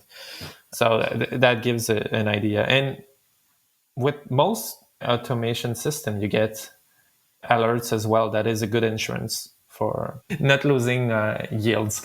I Yes. keep hearing stories about like people losing their crops and then having to replace them in a hurry or things like that. Yeah, disasters can be the worst thing, obviously. That'll help you a lot with that. So, okay, so we like went deep on humidity. Maybe we should loop back to the beginning. I mean, so if you're talking about this tomato bed, 5 foot on center, 100 feet long, where do you guys start on the course? Like, what are your recommendations for people? Okay, yeah. The first thing, tell me if it's not relevant for now, but I guess that podcast can still be listened to next winter. But it's the density. Well, density is still relevant because you can adjust it during the season. Having a good density is kind of the obvious first step. And it's even more important because like I've seen a lot of content on the internet, there's a lot of videos and everything. And in the like most of them, they have like very small density, and I think they can just double that. And just doubling the density will probably get you close to double the yields. It depends from when you're starting, of course, but you should be able to go through your plants. Like the leaves are supposed to cover the whole row, the whole bed. If not, you're just losing potential because there's a lot of light that's just gonna go reach the soil instead of the leaves of your plant. And really that's the light that drives your yield potential. So you want to cover your greenhouse with as much leaves as possible, but if you go too much, then you get airflow problem, then you get disease, and that's another problem. So there's a sweet spot there. And we're at the same place than you in your book, Andrew. For slicer tomatoes, it's around zero 0.7 liters or head per square foot. And I wrote it down because I never remember. I think, yeah, so if you have 2 liters with a 5 feet wide bed, you want to space it you want to space your plants every 18 inches. So like 18-inch spacing. If you have 1 liter, 9-inch spacing. And the rule of thumb that I've heard is that you want to have 3 times as much foliar surface, so leaves area per ground area. So for above 1 square foot of ground, you should have like 3 square foot of leaves. And that counts the alley as well. So that's kind of hard to represent. So like that 18-inch spacing for 2 liter plants, I think is easier more concrete to apply. But the why behind it it's kind of the rule of thumb of the why. Yeah, that's interesting. But yeah, I think you're right. It's probably a lot more easier for people to visualize that. So what you're saying is you basically have a 3 foot wide bed with a 2 foot pathway. So that's how you get 5 feet on center. With if you're planting a plant with 2 vines, you could put a plant right down the middle of each bed every 18 inches. But if the people are using single vine plants, like a plant that's pruned to 1 vine or 1 liter, they would actually do double row of plants that are 18 inches apart. So either way, you get vines 18 inches apart, basically. Like roots, no, vines 9 inches apart. So if you have 2 heads, you have 2 heads every 18-inch. So it's kind of 1 every 9. And like I've seen in Quebec, like people starting to reduce a little bit that density, like a little bit. And I heard that they got better results. Like Elizabeth told me that she got very good results and she reduced the density. So like going too high is not good. But if your plants are all small and you feel like most of the light reach the soil, then you can increase your density. And just there, like I spoke with farmers, they could probably double their yields just by planting more densely. And ideally 2 liters, it will help control the vigor of the plant, and it would cost less in labor and seeds and everything. But it could be 1 liter if it's more complicated for you. So that's kind of the first step I would look for. And if you're during the season and you realize, oh shoot, I haven't planted dense enough, then you can let one of those extra head, how do you call them? Yeah. You can, I would say, yeah, let a sucker develop into an extra head. Yeah, that. And so yeah, that's the density. And then the other one, maybe I should have started with, but it's the variety. So just getting variety that are more productive also helps there. And those variety, we talked about it earlier, like that have resistance to the disease you're prone to have, especially if you're not controlling the humidity, that's going to help you. So like the greenhouse varieties are usually better for yields. The hybrid ones, is a hybrid, I think, like the heirlooms that are kind of bred in the greenhouse manners.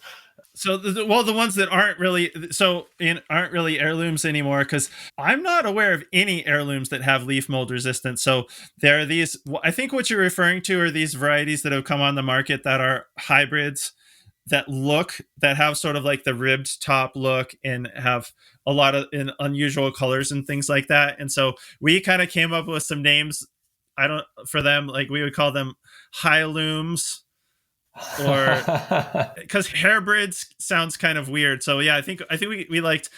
I'm not sure how many other people are using that term, but we use the term high looms as far as like varieties that were bred to look and taste mostly like heirlooms, but have like better disease resistance and some other qualities that the hybrids have, which I think a lot of times what people were doing was taking actual heirlooms and then bringing them into a greenhouse breeding program and like crossing them with established greenhouse varieties to get varieties that look like heirlooms but that have the disease resistance and vigor of a hybrid.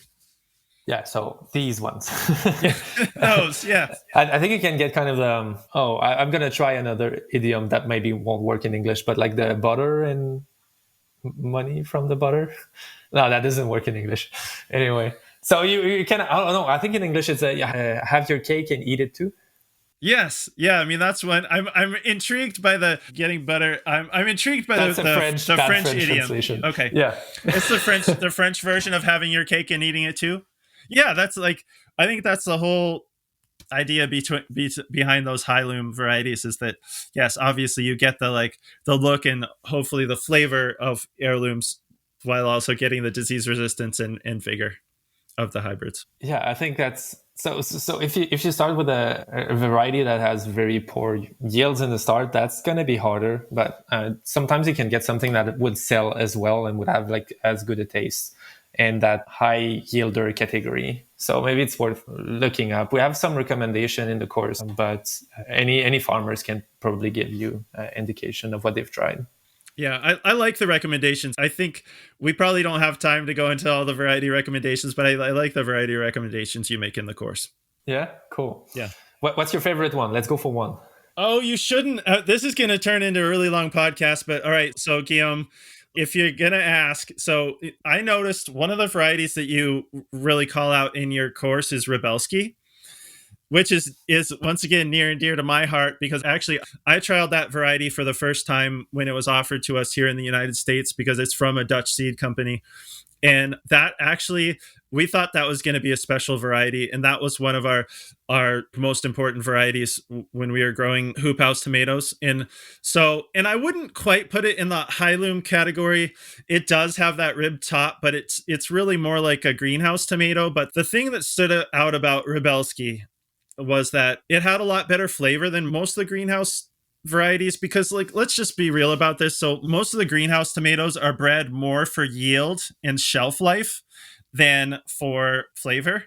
And so I feel like a lot of my job when I worked in the seed industry was running these trials, but I had to taste everything too, right? So a lot of my job was eating bad tasting tomatoes to try to figure out which ones actually were good. And so Rebelski stood out to us the very first year that we trialed it and I added it because it had all those disease resistances you want for a greenhouse tomato. It had, in my opinion, a lot better flavor than most of the greenhouse tomatoes. And it also looks really nice. It's got a good size. I feel like a lot of like farmers market customers want the like 6 to 8 ounce kind of tomato that it made. And it had the sort of like rib top that had a nice, just was exceptionally good looking as far as, those types of tomatoes go.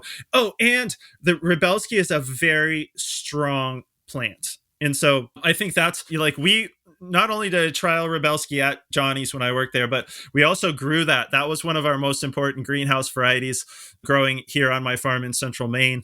And I think part of the reason it did well for us is because it's such a strong plant that it overgrew, because when we were doing commercial tomato production, it was in unheated hoop houses. And so those plants are experiencing a lot of adversity here in central Maine, right? So, I mean, we have pretty much the same weather that you would have in most of Quebec, as far as most of the nights, basically tomato plants in an unheated hoop house in central Maine, or for Quebec for that matter, most nights are going to be too cold for them. And so they experience a lot of temperature stress. And so that's the thing that I'll say, if people are growing in unheated structures, they need a stronger variety, because temperature stress, it saps the energy of the plant. And so if you're going to be growing in an unheated hoop house, you need a strong variety to overcome the temperature stress that it's going to be under. And so that's why Rebelski did well for us. In fact, I'll say I've also heard from some people who don't like Rebelski, but I also think the people that Rebelski does not do well for are people who have really fancy greenhouses where everything's dialed in, because it's such a strong plant that if you make it really, really happy, it almost is too vigorous and vegetative. So you have to beat it down a bit. Yeah, or you can, if you have a fancy greenhouse, you can control it. But I know, I think it's that strength of the plant that made it do well in unheated hoop houses here for us in central Maine. It has leaf mold and powdery mildew, I believe, resistance. Yeah, it has a very good disease package for what we're looking for greenhouse tomatoes. And I've heard from a lot of other people in different parts of the country, like a lot of, I can speak from my experience growing here in central Maine, but I've also, I guess, both through the magazine and from working in the seed industry before that, I've also talked to growers in a lot of different places. And so, I mean, the reality of it is, if you're in most parts of the country, most parts of North America for that matter, if you're growing in an unheated hoop house, they're going to experience temperature stress at some point, just because you can't control the temperature. So like, maybe if you're growing in an unheated hoop house in San Diego, California or something like that, you might be all right. There are definitely parts of the country but most parts of the country, if you're growing in a greenhouse or hoop house, it means you're trying to extend the season into parts of the year where the temperature's not ideal for field crops. And so that's going to also be hard on an unheated hoop house, because even though you may roll the sides down, let's say when the sun is going down, and trap some heat, and so keep the hoop house warm into the night longer than the ambient air temperature would drop, in most places by the morning, the temperature inside an unheated hoop house has equalized with the outside temperature. So that means, it's a long way of saying, most places in North America, if you're growing in an unheated hoop house, your plants are going to experience some temperature stress, and having a strong variety like Rebelski or another strong variety, you might be able to figure out from notes in the seed catalog, they might say it's a strong variety, or you may just have to do your own trials. But for unheated hoop house growing, you need a really strong variety to do that. I mean, even in like international seed trade, they make distinctions. Like, they would call varieties for unheated hoop houses like low tech, or they sometimes call them like Mexican varieties or Spanish varieties, just because they have a lot of unheated polytunnels in Mexico and in southern Spain. If you go on Google Earth and look at southern Spain, you can see the greenhouses. Find the coast of southern Spain. You can see them from space. There's so much. So, internationally in the seed trade, they'll call those like stronger varieties, more for low tech houses. That's why they'll call them like Spanish or Mexican varieties. And then they'll call like the higher tech varieties, they'll call them like Dutch varieties, because they have a lot of like very high tech Dutch glass greenhouses in Holland. So, and that's a whole tangent I didn't even expect that we would get onto, but you asked about the varieties. And so once again, I think our audience is interested in this stuff. They want to know the why behind the why. And so hopefully they do. And if they haven't, they've probably tuned out by now. But if you want simple tricks and not going deeper, go check out the course. It's just like the short version of everything. But if you like geek stuff, stay tuned. Yeah, that's what the podcast is for. The full geek out. Yeah. Okay, so we talked about planting density and stuff like that. So one of the things that you talk about in the course is having an energy issue, and I think you're talking about the energy within the plant, right? And I think that might be a concept that a lot of growers aren't really familiar with. So can you explain like what you mean by having an energy issue, and how would growers know, like, recognize that in their plants? Yeah, I said I wouldn't go into in the course. I said we're staying like concrete, and there's no principle or theory or anything. I lied a little bit. That's kind of what we came up with, because in general people are talking about like the vigor of the plant, and then they're talking about like vegetative and generative balance. And we always struggle to differentiate like vegetative with vigorous. And when we were trying to explain it, it was always hard to understand. And basically everybody had kind of a rough idea, but nothing that was useful. So we tried to bring it, like simplify that to maybe lose a bit of the details, but focus on having something that is actionable. So we came up with that energy idea, that is the energy of the plant, as you said, and how much it's kind of a qi, in the Chinese or Oriental culture. Let's see it as a way to explain and take decisions for the plant. So what it is basically the plant is feeding itself with light and other stuff, but we'll focus on light because that's the part we don't control. We're kind of following what the sun gives us, unless you have our artificial lighting, but that's generally not the case. So we want to take that energy from the sun and turn it into tomatoes. But we don't only grow tomatoes, because if we focus everything on the tomatoes, then the plant won't be strong enough to generate more, to grow more tomatoes in the future. So we need to keep that balance. And we all make these concepts around energy. And the idea is you want to produce as much energy as possible. So you want to make as much photosynthesis as possible. And then you want to use that energy to grow on the long term. If you have like a tiny short season, that part is not a problem. But if you grow for a few months, if you harvest for a few months, I should say, and you grow in the summer when it's you can't control the temperature, you're generally going to face energy problems. And you can see that when your plants are getting leggy. So when you're growing seedlings and they tend to go like shoot up, it's the same problem that you have with your tomatoes in the summer when you see them getting leggy. And that's one of the reasons why you can go through your beds of tomatoes when you shouldn't. It should be covered with leaves, but when they're very weak, they get all small. Leaves tends to be shorter, so you're just losing photosynthesis capabilities there, and the density is not worth it. So when you see your plants getting leggy, that's an energy issue. When they're getting pale, that could be an energy problem as well. It could be fertilizing, but let's focus on the energy bit. If your fruits are staying small and taking forever to ripen, then it's probably, again, the energy. And if you see blossom drop, I have a few farmers telling me that every summer they had problem with blossom drops.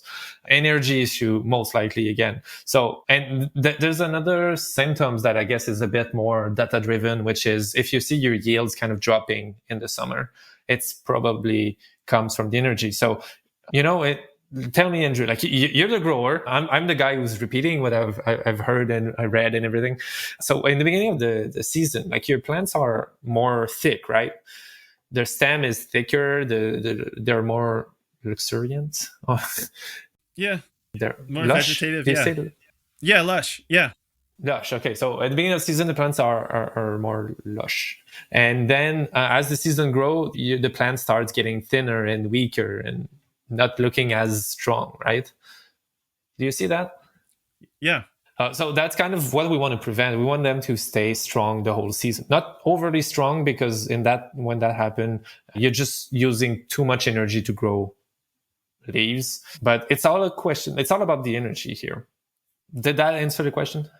Yeah, like how to know when you have the energy is imbalanced in the plant. Okay, so like there's a lot of signs that people can look at to know in their plant, and that could almost be a whole other podcast episode of how to read your plant. But yeah, I mean the basic idea there is that yes, you don't want your plant to look like a tomato plant planted in a compost pile that's like super lush.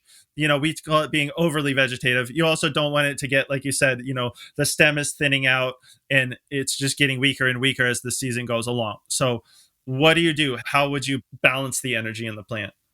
All right. So Like the first thing is to the production of energy. So it's kind of a simple math equation. You produce energy, you have to consume that energy in the smartest way possible. But if you're trying to grow too fast, for instance, then the plant won't have enough energy to follow. So it's going to need to sacrifice all the energy stored in it.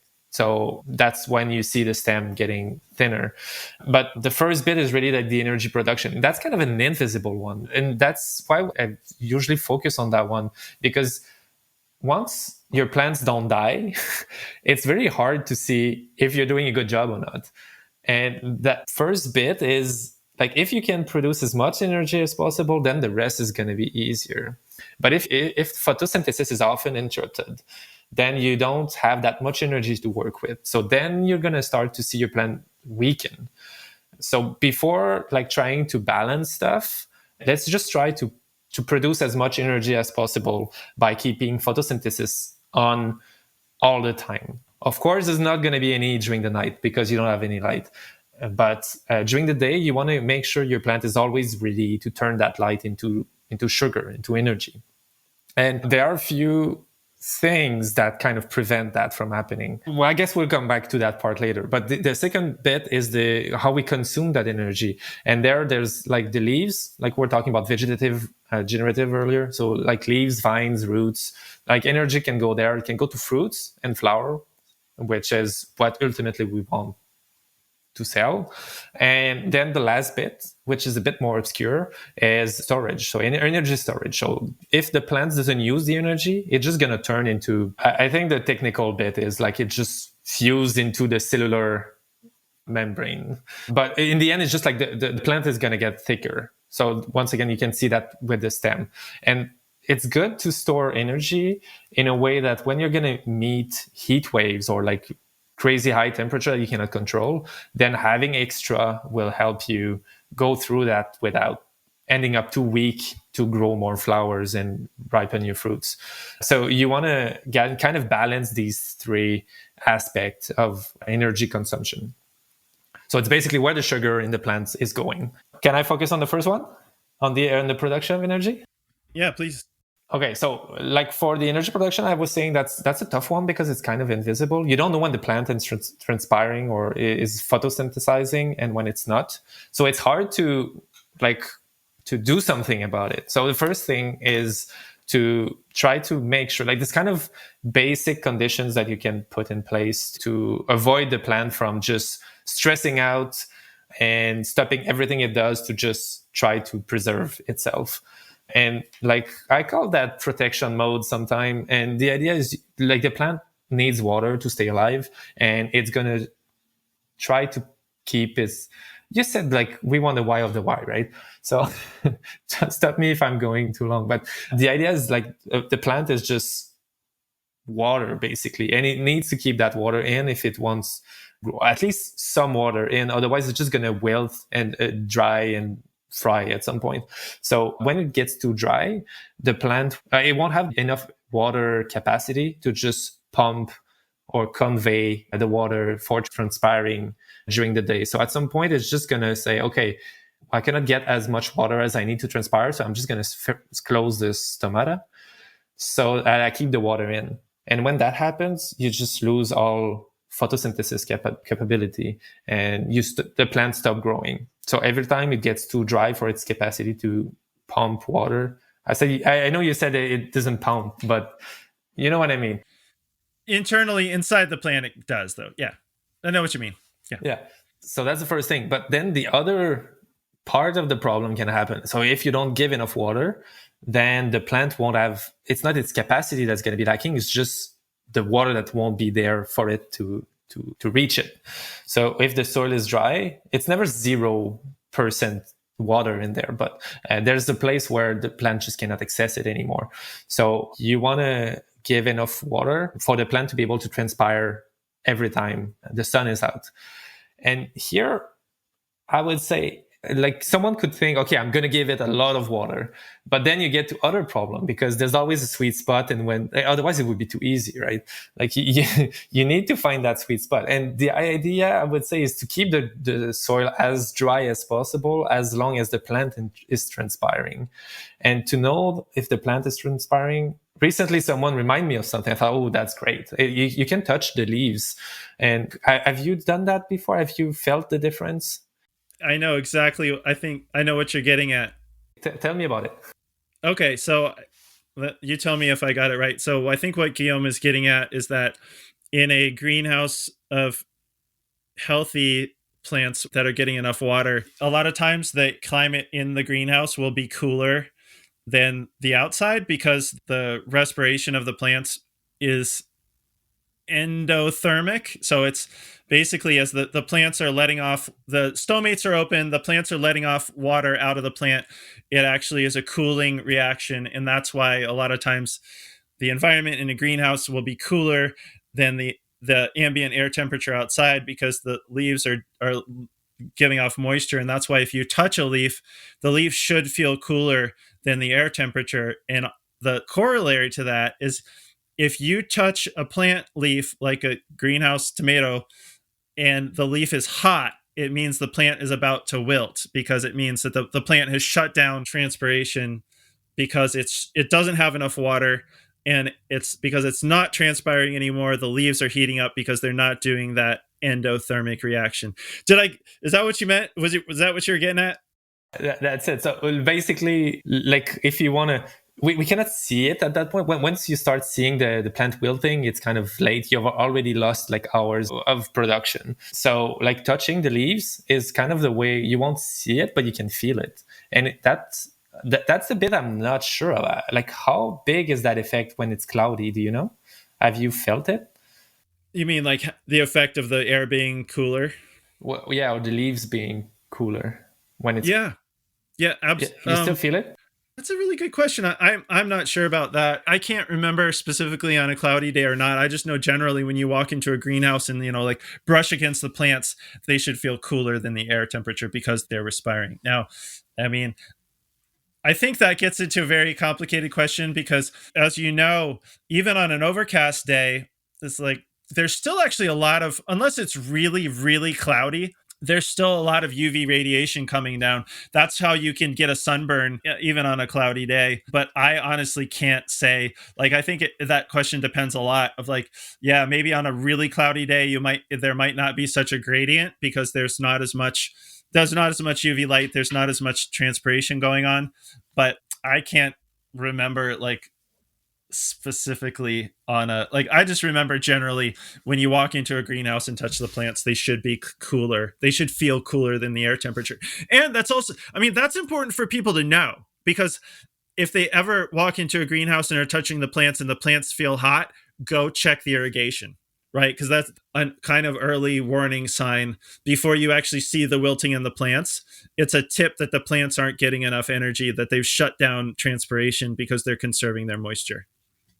And when that happens, it's always like it takes time for the stomata to reopen. I'm not sure about like the science behind it. I think it's a question of hormones in the plant. But anyway, so it takes time for the stomata to reopen. So it just stops growing for several hours. Every time it stops. So if you can prevent that from happening by having good irrigation, like that's a guess, like an educated guess a little bit, but I think you can get twice as much energy.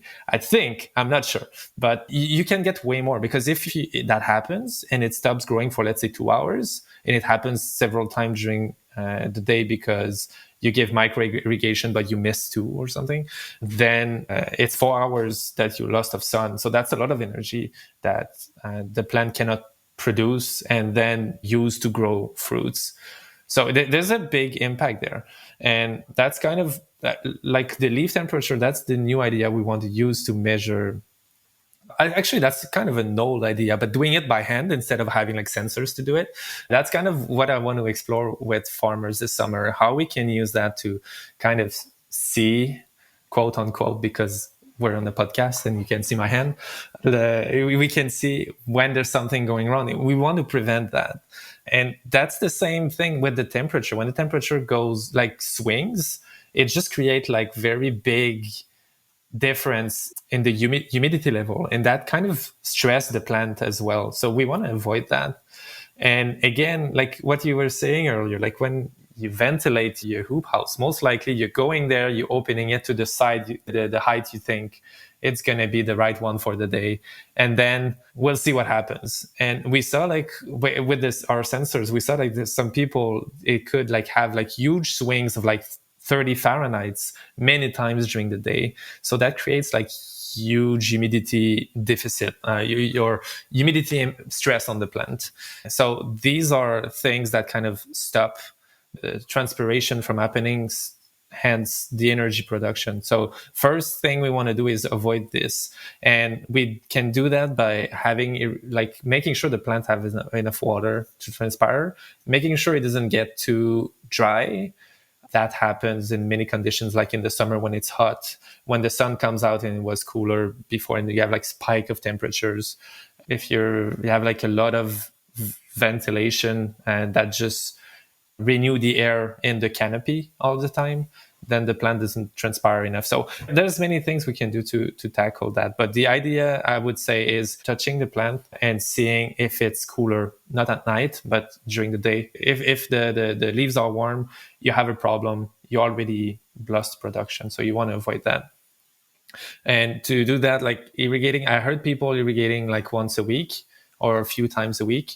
Here in Quebec, people do it like 10 times a day in the sandy soil. So you want to have like smaller irrigation probably to make sure you don't just flush all the water in the water table. And then like the plant is like the soil is drying and the plant doesn't have like that energy. So I think like this is for a lot of people, like irrigating more often would be like a great way to improve that. And having like stable temperature is another way to help on that energy production side. Yeah, I mean, I think that's great advice. Like, we were actually doing it before I realized there was a word for it. So there is they call it pulse irrigation, as far as just like, instead of giving, let's say, how how much water you want to give your tomato crop, instead of giving it all in one shot on one day, or some people even may only irrigate every third day, depending on like you said, how sandy their soil is and a lot of other conditions. But, the idea is that if they can break their irrigation up into smaller chunks, it's a lot better for the plant in a lot of different ways. And so I know Orisha can automate irrigation. I mean, I think one thing that I think you point out in the tomato course, if you don't have Orisha, you can also get a fairly simple, like we used to have a just very simple irrigation timer that could do 4 separate irrigations. And so we like a lot of times, like in the height of the summer, I would want to do like an hour of watering a day. And so I would just break it up into 4 15-minute irrigations instead of putting it all on at one time. And that'll help. The plants the roots will be happier, because you tend to get root diseases when the soil is saturated. And then, another thing I think you talk about in the guide is we would also space those irrigations. Like, we would wait for an hour or two after the sun comes up to start irrigating, because you don't want to be watering when the plant isn't using water. That also leads to root diseases. So like it's just an old greenhouse growers rule of thumb, is to wait for an hour or two. Like the simplest way to state the rule of thumb is don't irrigate within an hour or two of sunrise or sunset, meaning wait until the sun's been up for an hour or two and the plants are respiring to start irrigating, and then stop irrigating an hour or two before the sun goes down, so the plants can kind of suck up most of the moisture that they've been given. And so the moisture isn't pooled there, because people will notice that in field, like when plants get root diseases, it tends to be like in open field growing, it tends to be in like the lowest spot, the wettest part of the field, where root diseases will start. And that's why, because a lot, like, plants don't like wet feet, so to speak, and root pathogens do. Root pathogens like to sit in water. And so, correct me but I seem to remember in your guide that you talked about doing that, of basically like not irrigating, like waiting until it's the warmer part of the day to start and stop irrigating. Yeah, exactly what you said. Like you don't want to irrigate at sunrise or during sunset or during the night, for that matter. And there's kind of two reasons. The first one is like at night, your roots need air. They need air. And if the soil is always soaked wet, then there won't be any air like for regenerate the roots. Let's say that. It's going to rot over time. You can have problems. So you want your soil to be dry, and it cannot be dry during the day when the sun is like blasting over them, because they need water to transpire. So the strategy is to let it dry during the night. So in the morning, before the first irrigation, if you put your hand in the soil, it should be dry, right? You don't want it to be wet because it means it's been wet the whole night. So you want to stop before sunset. And then if you irrigate too early, you just increase that root pressure that we were talking about earlier. So you want the plant to start transpiring before you give that water. So that's kind of the two things that you mentioned. You don't want to irrigate too soon at sunrise. And it's good if you're doing manually, you can sleep a bit more. And you don't want to do it too late at night, because it's going to stay dry the whole night, because the plant is basically not taking water, because 90% of the water consumption of the plant is going into transpiration, and it doesn't really transpire at night because there's no sun, there's no light. So you don't need water during the night. So we want that part to be our airing the root moment. And like you talked about the course, like in the course, there's a few concepts like that we're talking about, but to make it easy, we built in the first place, we built into Orisha like an irrigation strategy that would take into consideration how many leaves does the plant have, the solar radiation potential of the day, so which time of the year we're in, what's the weather forecast for today. So calculating all that to give the right amount of water, because the more sunlight the plant receives, the more water you want to give it to transpire accordingly. But it's kind of hard to do it manually again. So we put that into the system so that you can just click play and it will do everything for you. But then we wanted people to have kind of that possibility to do it with whatever other system they have. And we put that in the course. It's a bit simplified to keep it simple for everyone, but it's a spreadsheet calculator. So you enter which month of the year we're in, how many leaves does the plant have. It should be constant once they're mature. So it's mostly for when they're in the beginning of the season and stuff like that, so that you can know how many times you should irrigate depending on your soil and your drip tape setup. So if you're interested in getting more guidance on the details of how to apply all these ideas, we made a spreadsheet on that. Okay. And when you say that it's the non-spreadsheet option, or like when Orisha is irrigating, is it paying attention to how much light is hitting the greenhouse? Is it irrigating in response to light? Because I forget, you may know, I forget there's like a pretty standard calculation across greenhouse growing saying when the greenhouse receives a certain number of joules, right? Because sunlight is measured in joules, right? Okay, so correct me if I'm wrong, but I seem to remember there's a fairly constant, just sort of like equation for tomatoes. For every number of joules that the greenhouse receives, that it should get a certain number of milliliters of water. Is that like it's like a 2-to-1 relationship. And I'm just mixing up like the units, if it's milliliters per joule or per kilojoules. I'm not sure about the units, but there's a 2-to-1 ratio. The thing is to apply that. The theory is easy. It's how do you apply it? How do you make it happen in the real world? Yeah. Yeah, that was kind of the complicated part. And like for us with Orisha, we first used like a solar sensor. So we could like say, okay, so there's been like 200 joules. Let's irrigate for a bit. So we could adapt like the water amount to what happened. But then ideally you want to know what's coming again, because if you're giving too much water and there's a big storm coming in, like transpiration would slow down and it would be too wet for the ideal. And the sensor costs like $500, just the sensor, and not like the data collection unit. So it's kind of expensive. So we kind of switched to something that, like, we know where the sun is in the sky depending on the time of the year. Like there are astronomical formulas that we can use. So we use that. Then we use the forecast for the day. So we know approximately how much cloud coverage is going to be. And we can approximate how much water we should give based on that. And other things like how mature is your plant and the soil type and stuff like that.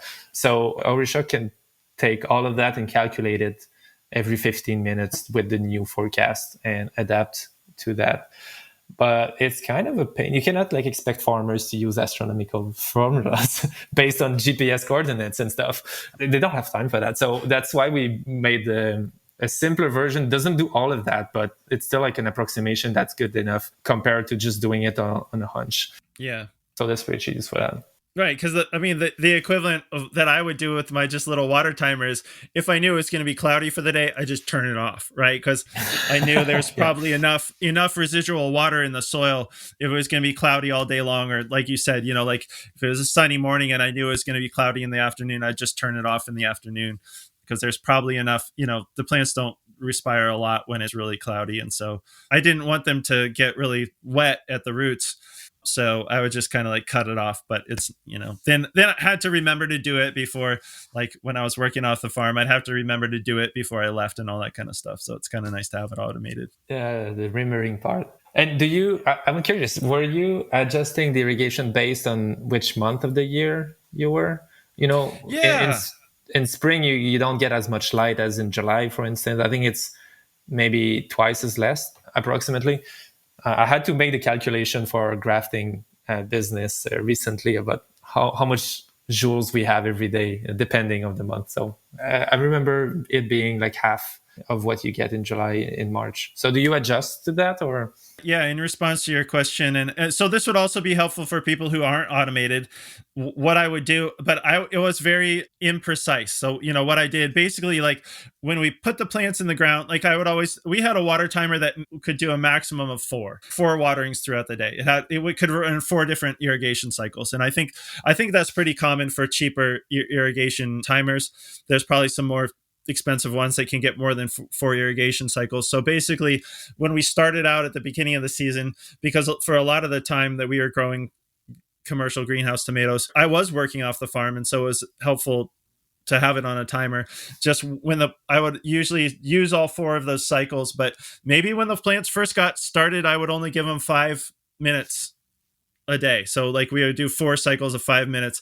And so I would just use my experience as a grower to just estimate when it seemed like they needed a little more water. Maybe I'd bump them up to 4 10-minute waterings. And then in my, we would usually, our sort of like normal watering for full size plants would be like 4 15-minute waterings.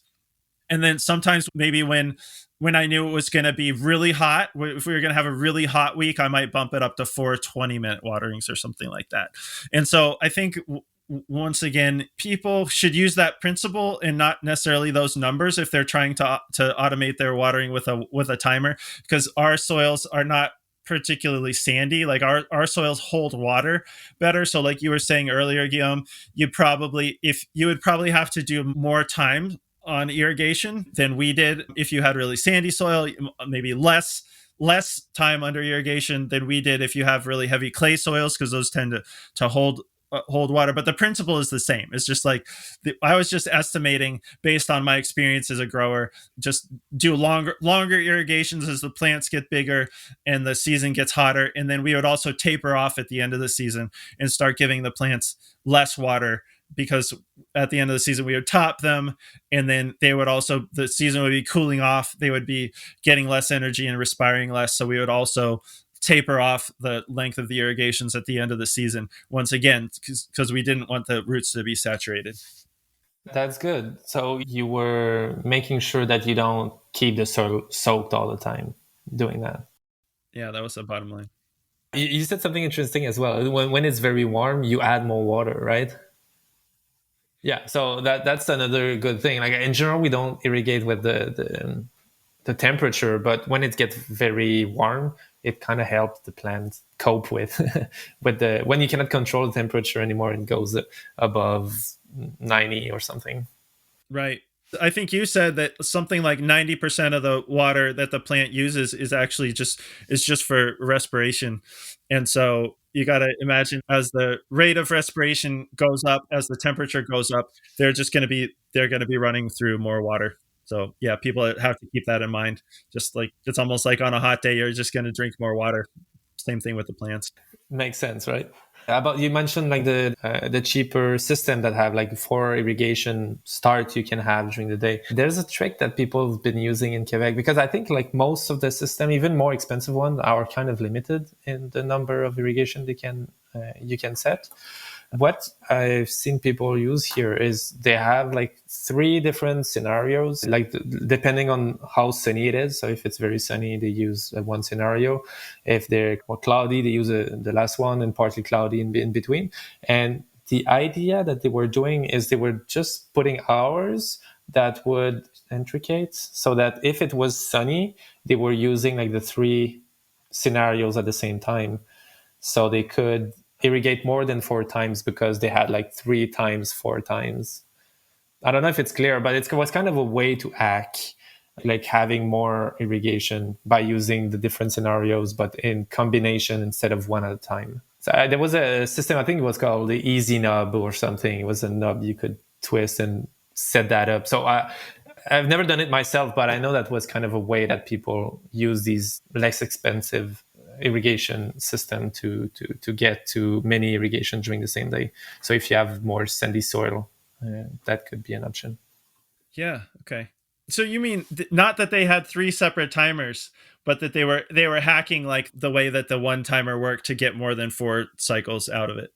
Yeah, it was kind of this. The same controller had like 3 scenarios, and you could use 1 or 2 or 3 scenarios at the same time. So by just having them not at the same time, they could have like many irrigation.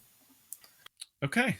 That's an idea. I think people would need to figure with their own system if it works, but I thought that was an interesting idea. Yeah, well, that might be an idea right there. It's just that those systems could be hacked if you need more than. There might be hacks for getting more than 4 cycles out of some of those.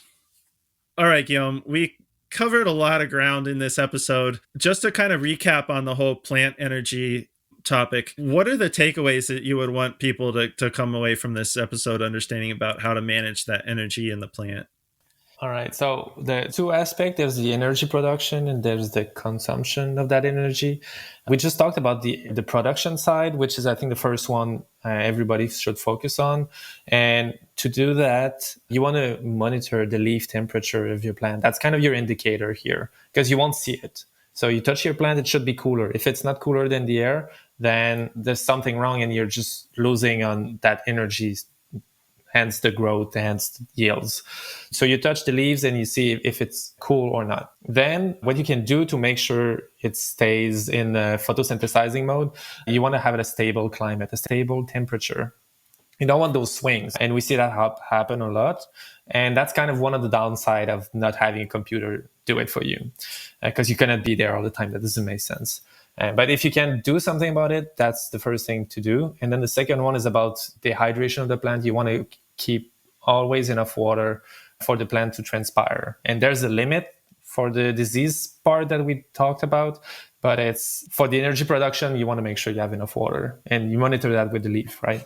And there's one last trick maybe that we didn't talk about is those HAF that just, that's 2 tricks. There's the HAF that just mix up the air when it gets above 85. People would know HAF stands for horizontal airflow.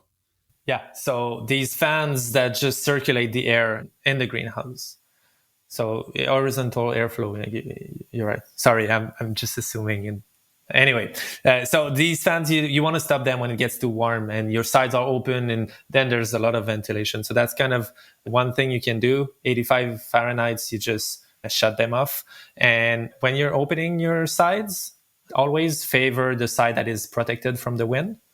I'm not going to go too deep into that, but that's another way to limit the drying power of the air, if I may. So it will reduce the amount of water the plants need. So that's another way to handle that. So that's kind of what to remember: stability of the climate and the dehydration of the plant that we want to prevent. The next part was the energy consumption, but we'll keep that for another time. Okay. Because, yeah, I feel like we have covered a lot of ground in this episode. And of course, there's always more, which is what keeps growing interesting. I don't think anybody is ever going to know it all. And I also know you guys have more sections of your course coming. So let's do another episode and get some more into the things that we didn't have time for today. And we'll cover the parts of your course that's still coming. But before we let you go, Guillaume, can you tell people where they can find the course and a little bit more about it? Oh, yeah. So the course is on our website. You can find it on the homepage. It's orisha.io. Look it up, Google it. It's going to be easier. You can find it there. It's $5 for the course. We just made sure that it was accessible to everyone. And we're looking to release the first step for free. If you're curious, just go check out on the website and enjoy. Oh, cool. Okay. And there's another 3 steps coming like later on in the summer or something like that? Yeah, like the step 4, which is around the humidification, like humidity control and disease management. We're aiming to release it this week. So I guess it's going to be already released when the podcast is going to air. And the step 5 is around heating. And the last one is more about getting out of the autopilot and how to read the plant and adjust for what the automation cannot do or what you cannot do manually. So this is what's coming up on that side. And about the link, is it possible to put one in the show notes for people that want to access to it without looking? We can link in the show notes. Yeah. Yeah, that's probably the easiest thing. Folks, just look in the show notes. We will put the link down there. But yeah, I've seen it. It is a great resource. It's only $5. And another thing that I like about it is you did talk about solutions, even if people don't have automation. And so I think there's value there if people don't have automation, and then it'll also help them understand how they would deal with some of the problems like we talked about dealing with disease using automation to control humidity, for example. So it'll give people an idea, what tools would be available to them if they did automate, and then it'll tell them what they can do even if they're not automated.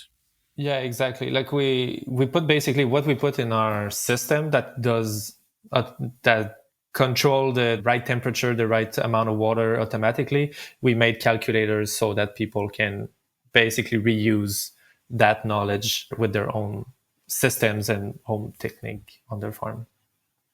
Okay, great. Well, it was a pleasure, as always, nerding out with you, Guillaume. Lastly, I guess I should just say, I think you already said the website, orisha.io. Do you want people to find you on social media, or is there anywhere else that you want people to look you up? I think the website is the best source. The second best source is on maybe Growing for Market social media. That's our best outlet. With what we've been working on, I think that's the best place to learn about what we're doing, or the website. Yeah, we are going to have some more stuff coming to both of our social media feeds here, probably by the time this episode comes out. This episode is going to come out in April. So yeah, there'll be more there. So go check out the Orisha social media feed or Growing for Market and watch that space. All right. Well, thank you so much, Guillaume. Enjoyed it as always. And thanks for your time today. And we'll loop back with you in the near future. Thank you, Andrew. That's always longer than expected, but it's always fun. Too many things to talk about. Yeah. Yes. Well, that's what you get. 2 nerds on the same podcast, is all kinds of stuff to talk about, but it's always fun. All right. Thanks, Guillaume. Bye. Thank you for joining us for this episode of the Growing for Market podcast. If you've been enjoying the show, please consider giving us a follow and a rating or a review. It really helps others find the podcast. For more tips and tricks from farmer to farmer, check out our magazine at growingformarket.com. Whether you're a commercial grower or just want to grow like one, subscribe to Growing for Market magazine for the nitty-gritty of growing, marketing, and the business of market farming. We publish 10 issues per year with articles written by experienced farmers on topics ranging from tools and techniques to farm business operations and marketing. If you've been listening to the Growing for Market podcast and haven't yet checked out Growing for Market magazine, we've made a change so you can try the magazine for free. We've added a free month to the beginning of all first-time subscriptions. Try out the digital or paper magazine for a month, and if it's not for you, cancel within 28 days and you'll never even get billed. All subscriptions get you a year of the magazine, plus 150 downloadable back issues from the last 15 years, and over 1,700 archived articles. With digital subscriptions starting at just $39 a year, head on over to growingformarket.com and subscribe today to benefit from over 3 decades of writing by farmers, for farmers, in Growing for Market magazine.